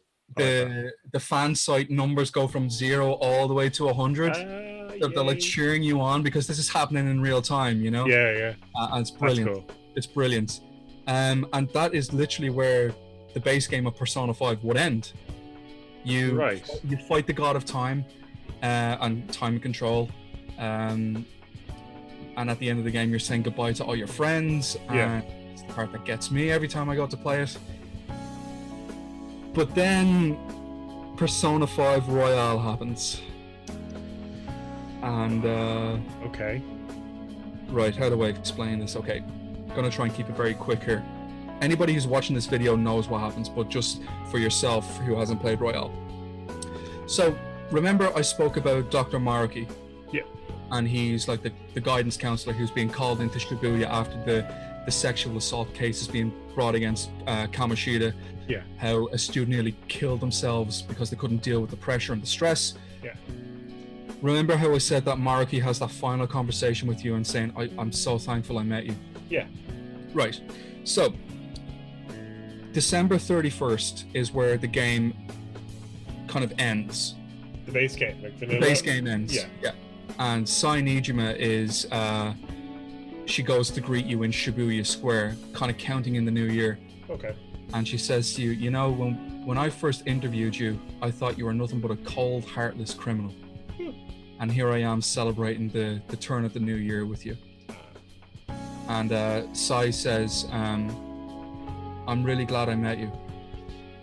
And that happens in both of the base game and Royale. She says this to you. It's also worthy to point out that at this time you get a text on your phone from whoever you have been kind of building a romantic relationship with. Oh yeah. Liara. So you could have An as your confidant relationship, or Makoto, or exactly. For me, it was always going to be Futaba, and I'll get to that in a sec. So you go and spend New Year's with whoever is your chosen companion. So now I'm just going on the base game here, okay? So after New Year's, your basically your custodial time is up. Right. You say goodbye to Sojiro. You give him your notebook that you've been saving your progress in. You say goodbye to all your friends. The game ends.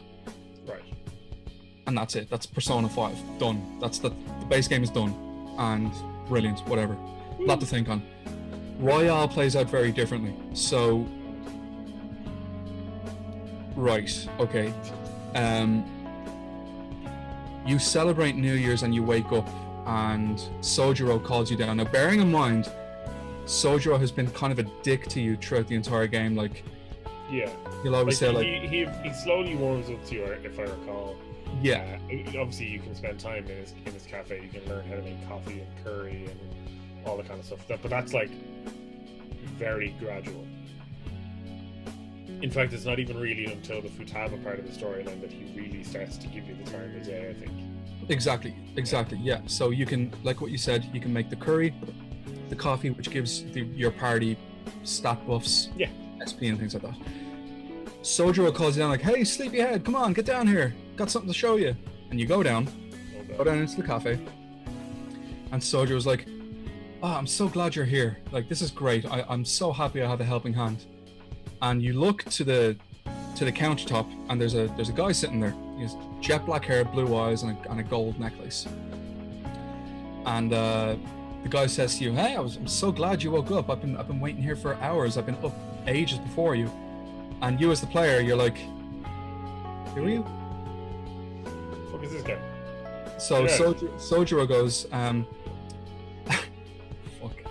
So Sojiro goes, okay, do you mind getting some groceries from the store? I'm going to cook some dinner for you, me, Futaba, and Wakaba. And Joker is like, sorry, say again?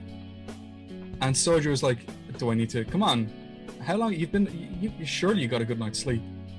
What's so confusing about it? I need you to go to the store to get groceries so I can cook dinner for you, me, Futaba, and Wakaba. Now, Wakaba is an interesting name because that was Futaba's mother, who had thrown herself in front of a traffic because she was being infiltrated by Mind Palace infiltrators. And Joker's like, where do I know that name from? So Sojiro, would you mind just turning the open and close sign to say that I'm open? I can hear the bell going off. You open the door and Futaba runs in and is like, Sojiro, curry, I need it now. You know, right after her mother walks past, and they have conversation as if this never happened.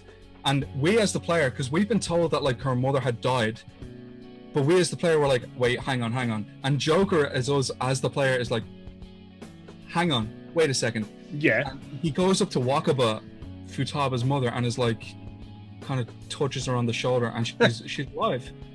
And Wakaba is like, oh, you're finally awake. I've been calling the cafe, and Sojiro woke you up. And the guy at the counter with jet black hair and blue eyes is like, he's been sleeping so late these days. It's probably because of the exams he has to take. And Joker's like, the screen kind of goes fuzzy, and he's like, the exams, yeah, college, but I thought I already took those. He goes, okay. He turns to Sojiro and he's like, so sorry, what do I have to get again? And Sojiro repeats it, go get groceries so, you know, we can cook some food and eat. And he says, it's pretty cold outside. Go put this coat on. Or make sure you wrap up warm. Yeah. Joker legs it upstairs and puts his coat on. He comes back downstairs and he walks past Futaba, Sojiro, Wakaba, and this guy with jet black hair. And they say, don't be too long. We're starving here. So Joker wraps himself up and he leaves the cafe, and it's like,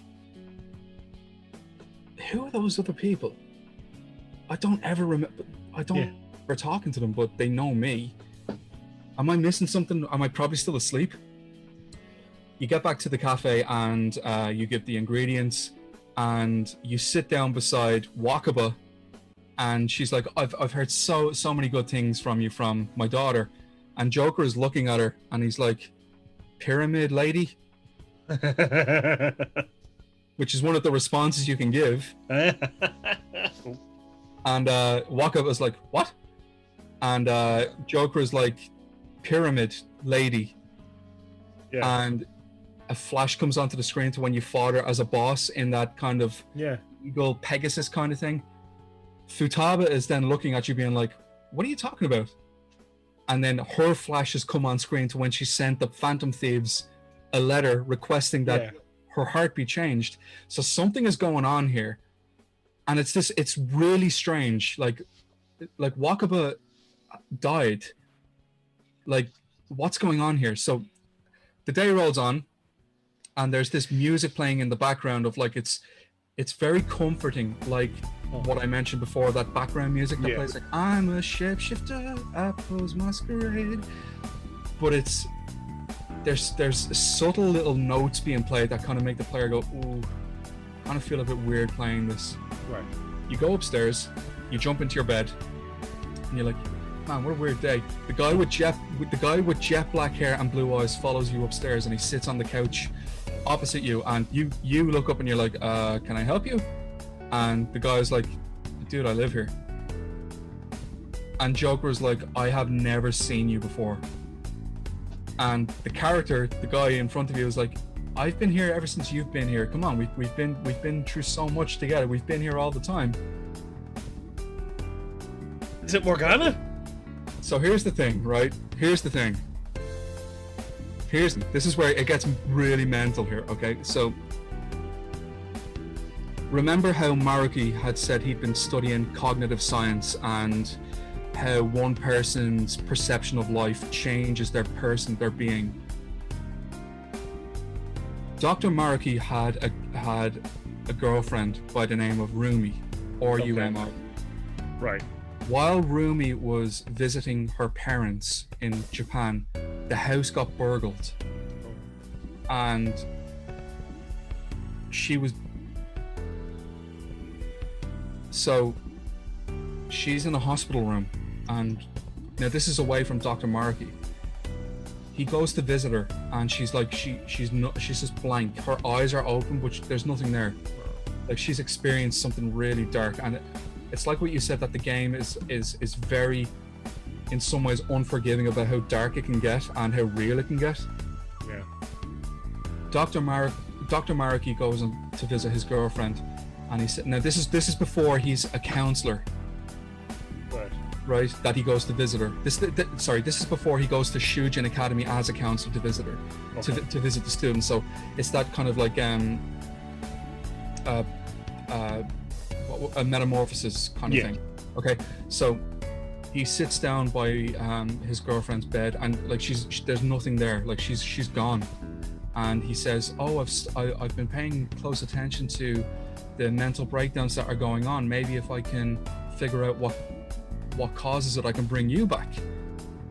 And it's this great gameplay sequence where you're reliving Maruki's memories with Rumi, Right. and the memories he has when he's talking to Joker. So the last encounter Maruki has with his girlfriend, is he's like, "I can't take it anymore. All I do is talk and you never reply, and I know you're there. I know you're staring and you're blinking and you're breathing. I know you're there." Right as he's pouring his heart and soul out to her, Yalda Boath comes through and is basically saying, "How badly do you want her to be okay?" Oh no. And Maruki's like, "What the fuck is going on? Who's speaking to me?" It's all in his head. Yeah. And Yalda Boath is like, "Submit your will to me and she will be okay." And Maruki is like, "Just please bring her back. I need her to be here." Yeah. Rumi kind of snaps out of this, and she's like, "Where am I? What's going on?" She looks across to Maruki, who was her basically her fiance. Yeah. She goes, "Who are you?" And Maruki was like, "Oh, I'm you know who I am?" Rumi is like, "I've never seen you before." Shit. So basically what's happening here is Maruki is kind of coming into terms with, if grief and sadness can be pulled away from everyday life and people's lives, surely the world would be a better place. Maruki has gained the power from Yalda Boath to create a new reality where people's grief, sorrow, unhappiness, and depression never happens. So in this reality that you wake up in, Futaba's mother never died. Right? Right. Ryuji never got bullied by Kamoshida and is now the star of the track team that he always wanted to be in. An is now a published model. Yusuke is a well-renowned artist living still with Madarame. Oh no. Haru never got engaged to that guy who was just getting engaged for the sake of joining families, and her father is still alive. And in this last portion of the game, you are in this alternate reality where all the badness never happened. All the grief never happened. And it's funny, while you're playing the game, let's say, for example, you're going down Central Street in one of the main hubs that you're in, and you can see people in the background going to work and things like that. Yeah. They're all wearing these masks that have big smiles on them. And it's like, this isn't right.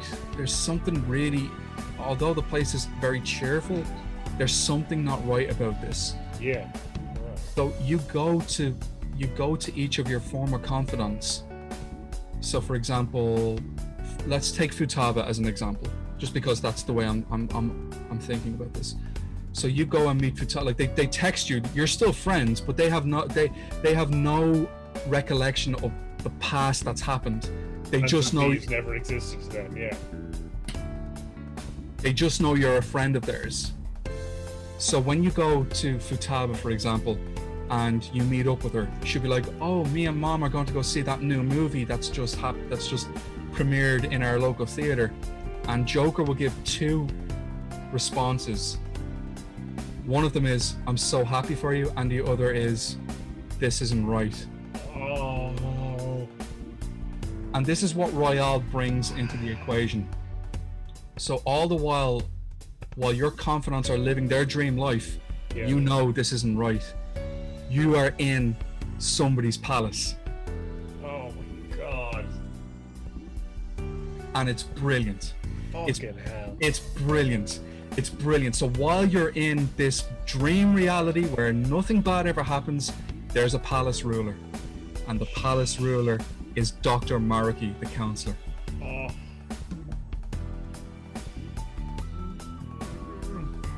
Fuck. So now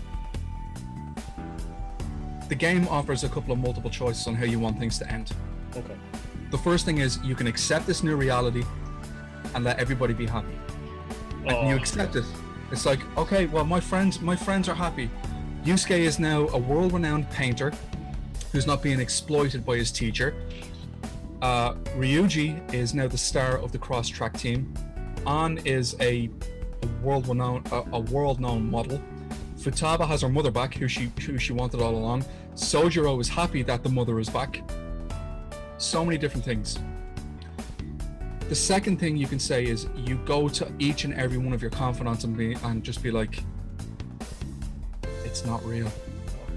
But you have to convince them that it's not real. Oh god.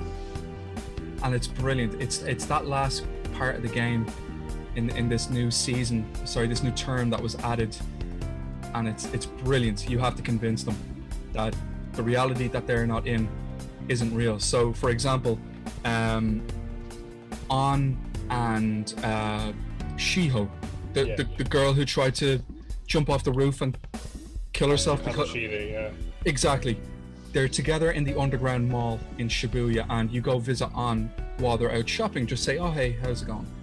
And you say to An, "Oh, you're really happy, aren't you?" And An is like, "Why wouldn't I be happy? This is great. I'm with Shiho. She's doing really, really well, and I couldn't be happier." You look to Shiho and you say, how are those injuries holding up?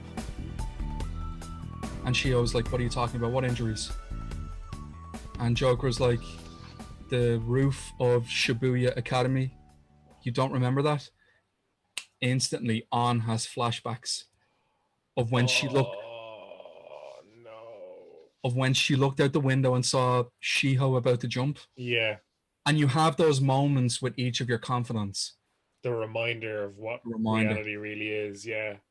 Jesus Christ, that's heavy, because you're essentially you're destroying their perception of happiness and true. Yeah, it's like the development. But it's not real though. Yeah. Like they've dealt with their trauma, and that's what has built them up to where they were in the original game. Yeah. And now they're in this paradise, and it's up to you to pull them out and being like, "This isn't real. This never happened." Son of a bitch. People who are here are not supposed to be here. People who are supposed to be here, they don't even know who you are. And it's brilliant. So just to kind of skip ahead, long story short, Maruki in these moments visits you in the cafe, and he knows that you know it's not real. Yeah, so he's the only other person that understands what's actually happening, because obviously it's his thing. Apart from somebody else,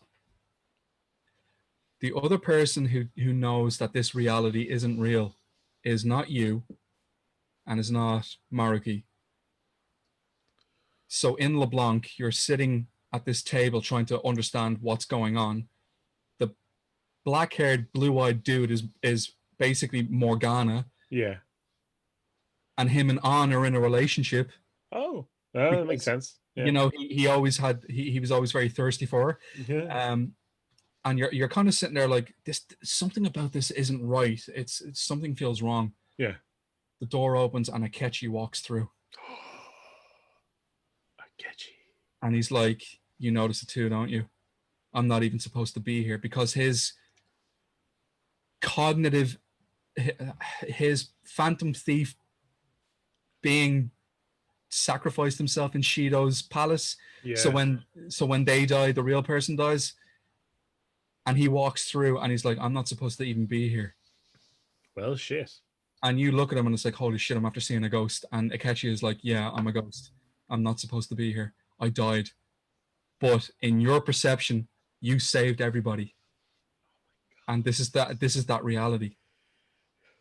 And it's like, what? So you go and have a chat with Maruki, and he knows that you know that things aren't supposed to be the way they are. And he's like, all you have to do is accept this. Like, look at all your friends. They're so happy to be here. They're so happy that they've achieved their dreams. And you, as the player, you respond with, but the reality that you set up takes away agency from what I was fighting against, and for the achievements that I got by myself. Yeah. These were just handed to me in this reality. Like, I got over grief and despair on my own with my friends, and it's built me up to be the person that I am now. You have no right to say, no, your mother never died. You'll be the leader of the race team. So the way I see it is, like, Dr. Maruki isn't inherently in this moment like the villain. He's damaged. He wanted to bring back his girlfriend or his fiance from this comatose thing. The god of control had said, oh, I'll bring her back, but you have to surrender your will to me. When she came back, she didn't even know who Maruki was. But because she's back, he's like, you know what? Yeah, it's okay. I saved you. You may not know who I am, but you're okay. So it's that real kind of like, where's the fine line between, like, where's the fine line? Like, what reality would you like to live in? Yeah. Oh, fuck. You know? Now, you do fight Maruki if you choose to reject his personification of, and that's it. Like, I was fighting this and I was like, I don't know if I'm fighting for a good thing here. You don't want to fight him, because what he did ultimately came from a place of care and love, but it's also, well, man, you're fucking up everything else. Oh, this is it. God. Yeah, I know, and it's heavy. It's heavy because you're basically saying to your friends, like, I know you're happy right now, but this isn't real. If you fuck, you're happy. Reality sucks. Get deal with it. Like deal with this. Like, deal with this, that this isn't real. But I know you're happy, but like, this is not real. Yeah. And would you rather let somebody live in a dream or and be happy, or live in reality and still be dealing with a trauma? It actually reminds me of the Superman comic For the Man Who Has Everything. Okay. It is actually a really good story. I'm not a huge Superman fan, but I really like this comic, and they adapted it really well in the Justice League cartoon. In short, I'll summarize this really quickly. Basically, like, for the man who has everything, because what do you get for the man who has everything? So, Batman, in the comic book, Batman and Robin go to Superman's Fortress of Solitude on Superman's birthday, and like, oh, it's his birthday, we'll come over, we'll give him a gift, and they find him there with this tentacled monster on his chest. Oh. And what the monster has done is it's given Superman his life back on Krypton. In his head, he's on Krypton. He's back there. Yeah. It never blew up. He has a wife and a child. Whoa, but it's keeping the body like asleep. Yeah, basically someone in one of the villains, Mongol, did this to keep Superman out of the way while he tries to take over the world. Oh, or wow. Something to that effect. Something villainous. I've actually never heard of that one, so that's news to me. It's just a really cool concept of, like, obviously the ultimate stakes are different, because in Persona 5 it is literally like, well, it's a good world, it's a happy world, but it's not real. So the consequences are you're bringing people back to reality, but at the cost of their happiness. Whereas in Superman, it's like he's out of commission and he's the only person that can fight this guy. So the real world is actually in danger. It's like risk. I love that comic, and the Justice League cartoon did it really well, and I was like, oh man, fucking feels. it's such a clever concept because like Joker Yeah. is the only one who is aware that like this is not real. Yeah. Sojiro is kind to me out of nowhere and like making conversation.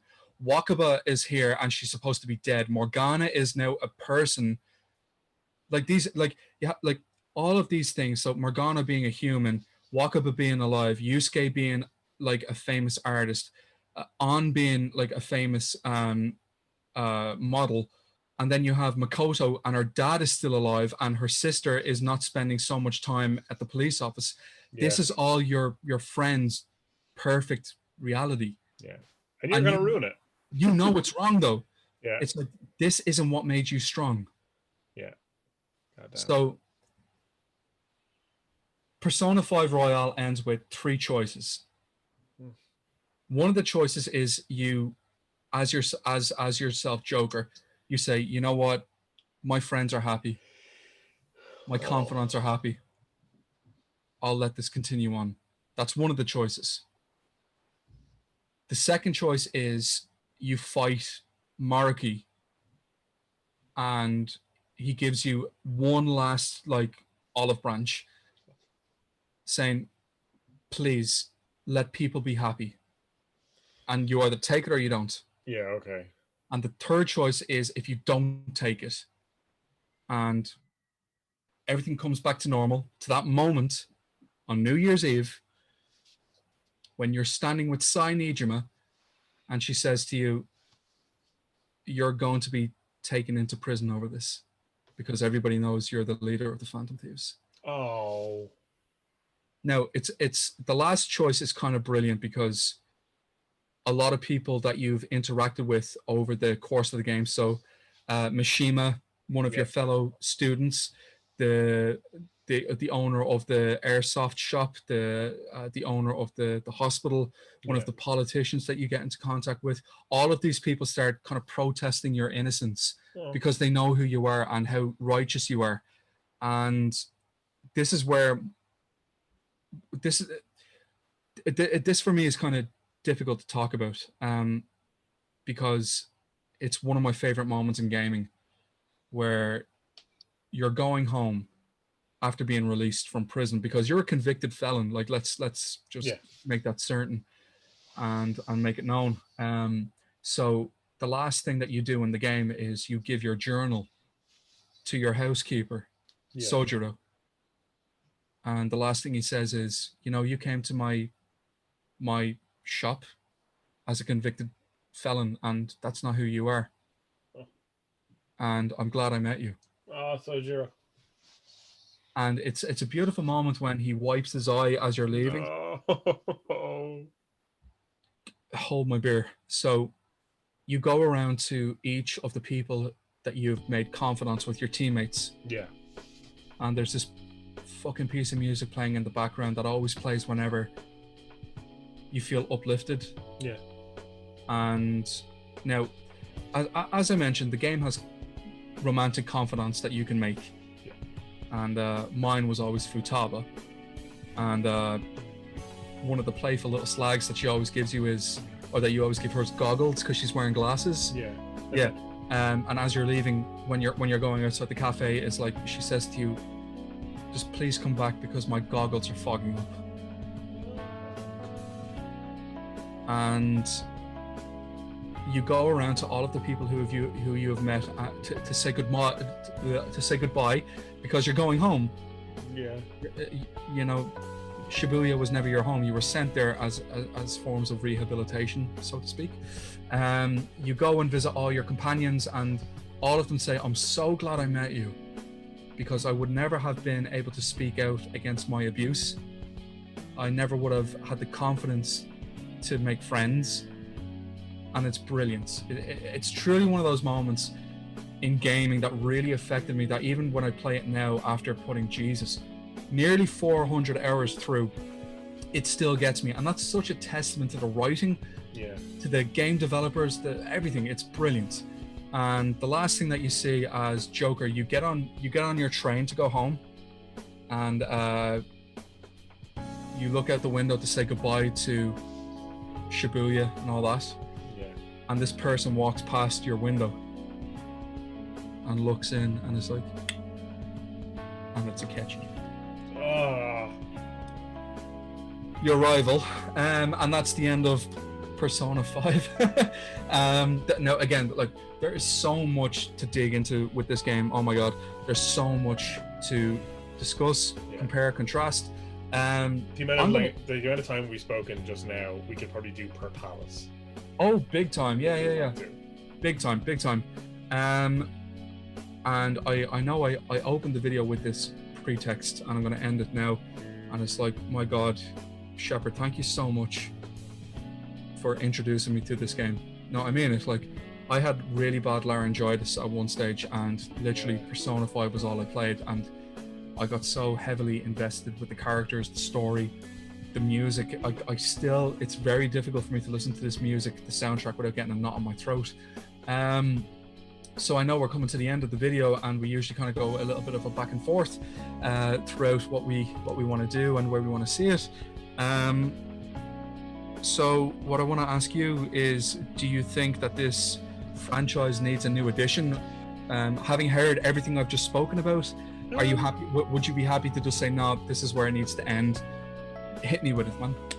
Well, obviously there's the semi-sequel spin-off Persona 5 Strikers, which I haven't played. I know you have, and I'm sure you'll mention that now in a minute. Yeah.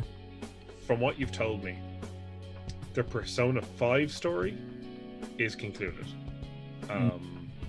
The character, Joker, Ryuji, and Yusuke, and Makoto, all them. As far as I'm concerned, from what you've informed me, there's not really a lot more you could do with them. Like, you could have fun with their adventures, but their arcs are completed. Their arcs are done. Yeah, so if we were to get a Persona 6, which I'm sure we will, because Persona 5 did gangbusters and everyone loved it, and it kind of brought the franchise into, maybe not the mainstream, but really kind of repopularized it and revitalized the fans. And like this, for me, this was my, sorry to cut across, this for me was like my introduction into Atlus's long franchise. So for me, it's like I've never played Persona 4, 3, 2, or 1, so, or the Shin Megami Tensei franchise, but for me, this is my introduction. Like, now, I would love to see another game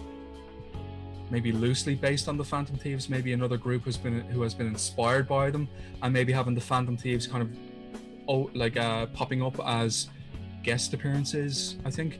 But yeah. Well, that's the thing, isn't it? It's Persona, much like many kind of long-running JRPG franchises, the games are islands. They tell their own story with their own characters and their own setting. Like Final Fantasy, each game is its own thing. Occasionally you'll get a direct sequel. With Dragon Quest, same thing. Each Dragon Quest is its own contained universe, even like with its rules and everything like that. So I think that you could do a Persona 6 game with new themes, new characters, pay homage to what came before. People love that shit. Maybe like, someone mentions the Phantom Thieves in passing, or if you even have the characters appear as themselves or as something in the game in some other way, shape, or form, maybe collectible or whatever.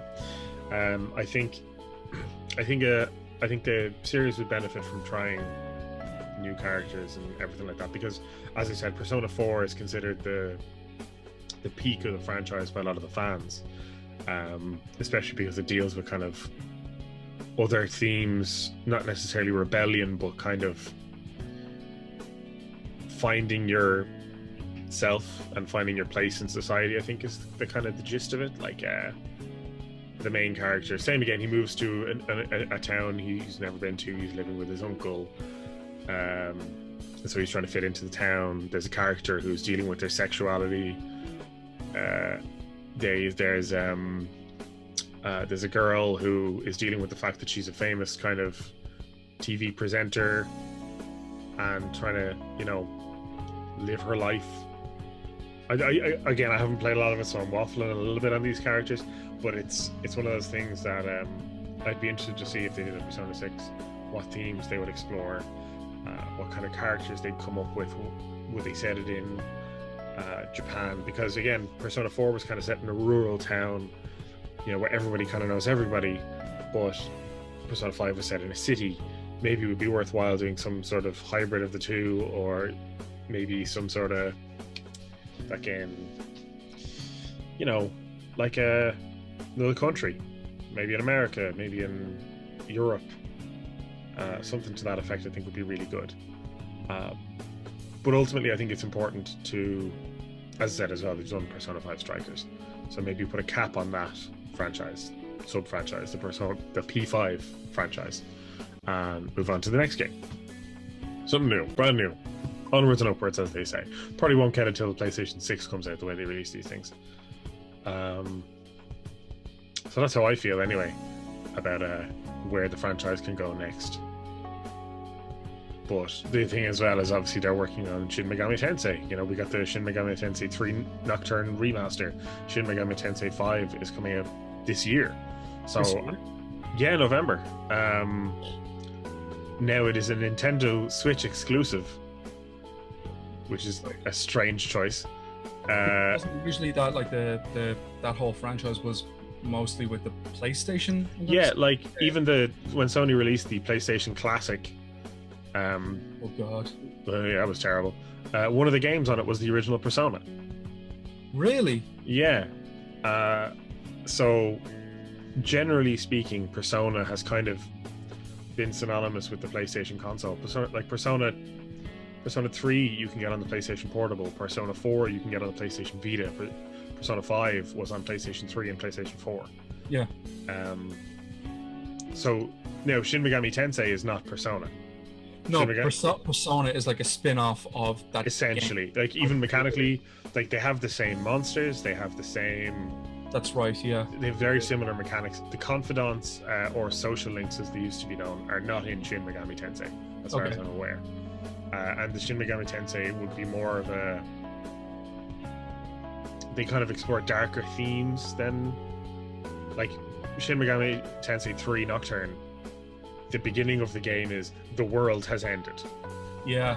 It's like not fucking depressing, a post-apocalypse. Not even post-apocalypse, it's kind of like during apocalypse, I think. And then it's like, it's not even about saving the world, it's about living in this world. Surviving in this new world. Yeah, as far as I'm aware. And so like it kind of got, they tend to go to much darker places than, and like Persona goes to dark fucking places. Well, it does. I think like Kamoshida's Palace and his introduction to the game, it's like you know, like, yeah. When An accepts the car passenger offer, like, you know, like that there's something wrong here. And when Ryuji is like chasing after the car, like, you son of a bitch, get back here! What are you doing? Yeah. Like, whoa, okay, that's whoa, okay.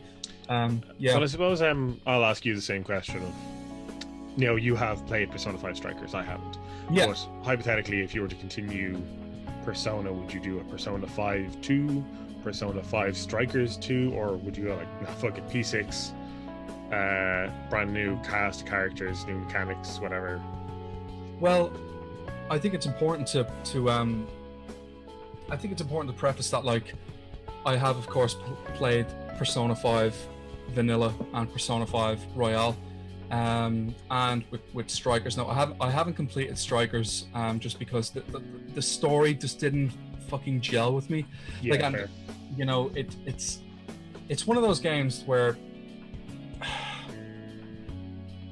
like, it's one of those games where, like, I'm glad I played it.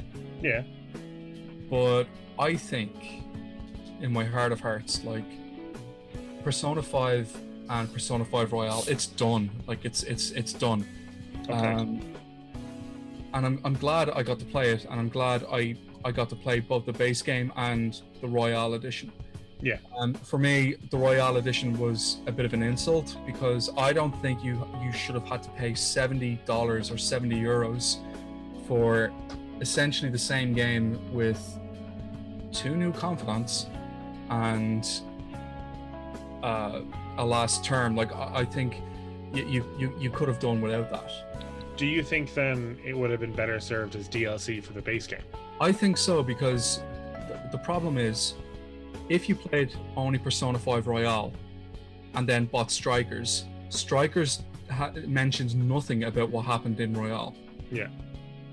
And now I've seen... And yeah, considering Royale came out before Strikers as well, that's kind of a kick in the face. But this is it. Like, Persona 5 was released in 2016, and Persona 5 was released in 2016, and then Persona 5 Royale was released like only 19, like only a year and a half ago, something like that. Yeah, I think the base game. Sorry, I think the base game was actually 2015 or 2017. It was originally 2014 supposed to be released, but I think it was delayed 3 years. Yeah. 2017, and then it was like a year or two before, essentially the Kingdom Hearts, the final mix.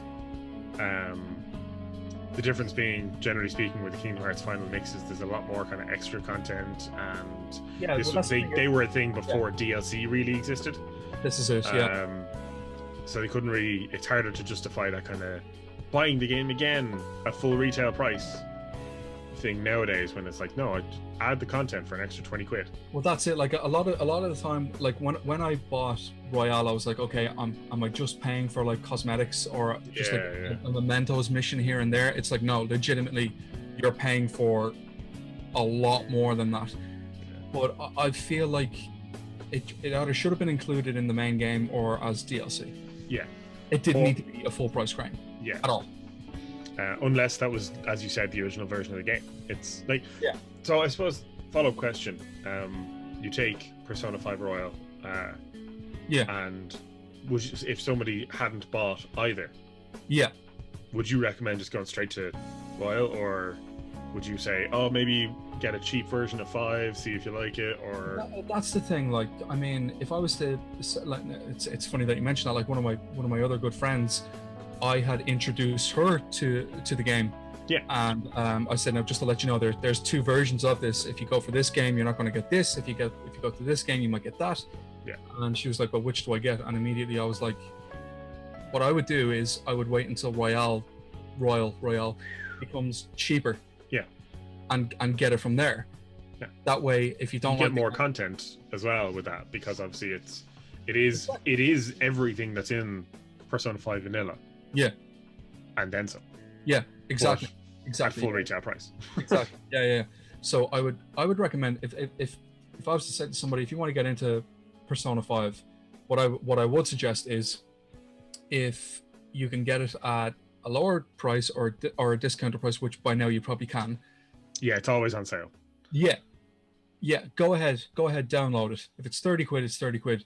Like, you're getting, in my personal opinion, like one of the best stories that has been made in terms of JRPG, with the mechanics and the battle system, the confidant system. Like it's.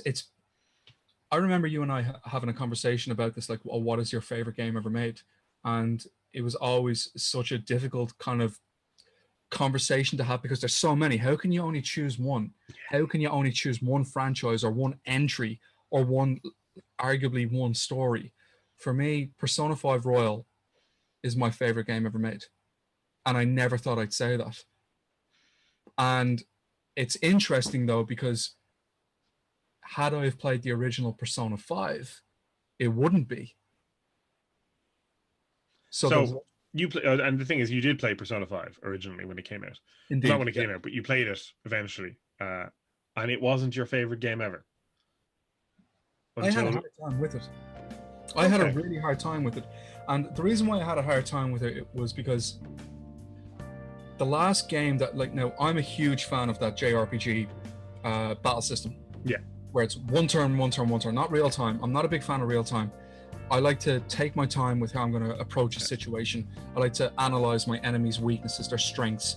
And another game that does that really well is the Banner Saga, where it's more grid based, but you still can analyze an area. Originally, when I played Persona 5, I was like, yeah, it's cool and all, but like there's a lot going on, and it's kind of pulling my focus away from what I need to do. So the confidant system really threw me in the beginning. Yeah. Whereas the Royale Edition makes it much more easier. It's like, okay, you can go and pursue this if you like. You can go and do this mission if you like. You can do this mementos kind of side quest if you like. Okay. We're not like forcing you to do this. Whereas the original game kind of made you do this. Like, you need to go and complete it before this day. Yeah. You need to do this. Do you know what I mean? I will say, and this is included in the vanilla version of the game, there's a function, the online function, that kind of gives you an indication of what most other. Oh yeah, okay. So there's a thing. I don't know if you realize this. In the vanilla version of the game, it might be in the royal version of the game as well. If you press I think it's the PlayStation touchpad when you're exploring Shibuya, it'll actually tell you X amount of players, like percentage, did this today, or did this today, or did this today. So it could be like, say you're infiltrating Madarame's palace, and you're like, oh, I could go to Madarame's palace, or I could go to Mementos and grind for a bit, or I could go work on my confidants, or I could go and I could do this. And you press the touchpad, and it's like 63% of players went into the palace, 17% did this. So you have a rough indication of, okay, that's what other people are doing. Okay. Game. It's a really interesting feature. Totally optional. Yeah. But helpful if you're kind of like, I don't know what to do with my time. Okay. It's a great little feature. I really like it. And it actually, I'll be the first to admit, like, sorry to cut across. Like, I'll be the first to admit, like, when you have some time off from school and when you've completed exams or things like that, I'll be the first to admit that, like, I waste my time making infiltration tools. I could have been doing the eating challenges, or I could have been going to the cinema to get my knowledge stats up or things like that. Like Persona 5, the base game, it kind of drops you and it's like, yeah, do whatever you want. And some people like that. Yeah.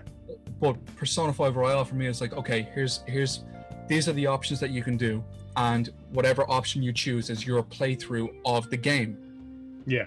So sorry to cut across you there. No. Well, now there you go. You might have a new feature that'll help you with your time management in your next 380 hours with Persona 5 Royal. And it's funny, actually, you mentioned the Banner Saga and Persona 5 in the same breath, and it makes me think of Nintendo fans out there will know this one is I don't know if you've ever dabbled in the Fire Emblem franchise. I know the name. I know it's a long franchise. There's a lot going on. The most recent edition on the Nintendo Switch, Fire Emblem. Now, obviously, this is a Persona 5 video, so I'm only very briefly touching on this. Fire Emblem Three Houses is a Nintendo Switch game. Essentially, it's a similar kind of concept to Banner Saga, where you have a grid-based system. You have a team of players or characters. But in between missions, it's kind of like the Persona Confidant system, where you're in a school and you're going around. You can talk to all these different characters. The cool thing is, there's three houses, as is in the name. You pick your house at the beginning of the game, and with each house comes its own set of individual students. With their own personality traits, strengths, weaknesses. You're a professor at the school, and you're guiding these characters along certain paths and like down certain skills and yada yada yada. So it's really, you really get to know them, again, similar to the Confidant system, but then it takes that Banner Saga style combat. It's a really good mesh of the two. Now, Fire Emblem has been around since the Nintendo Entertainment System in the 80s.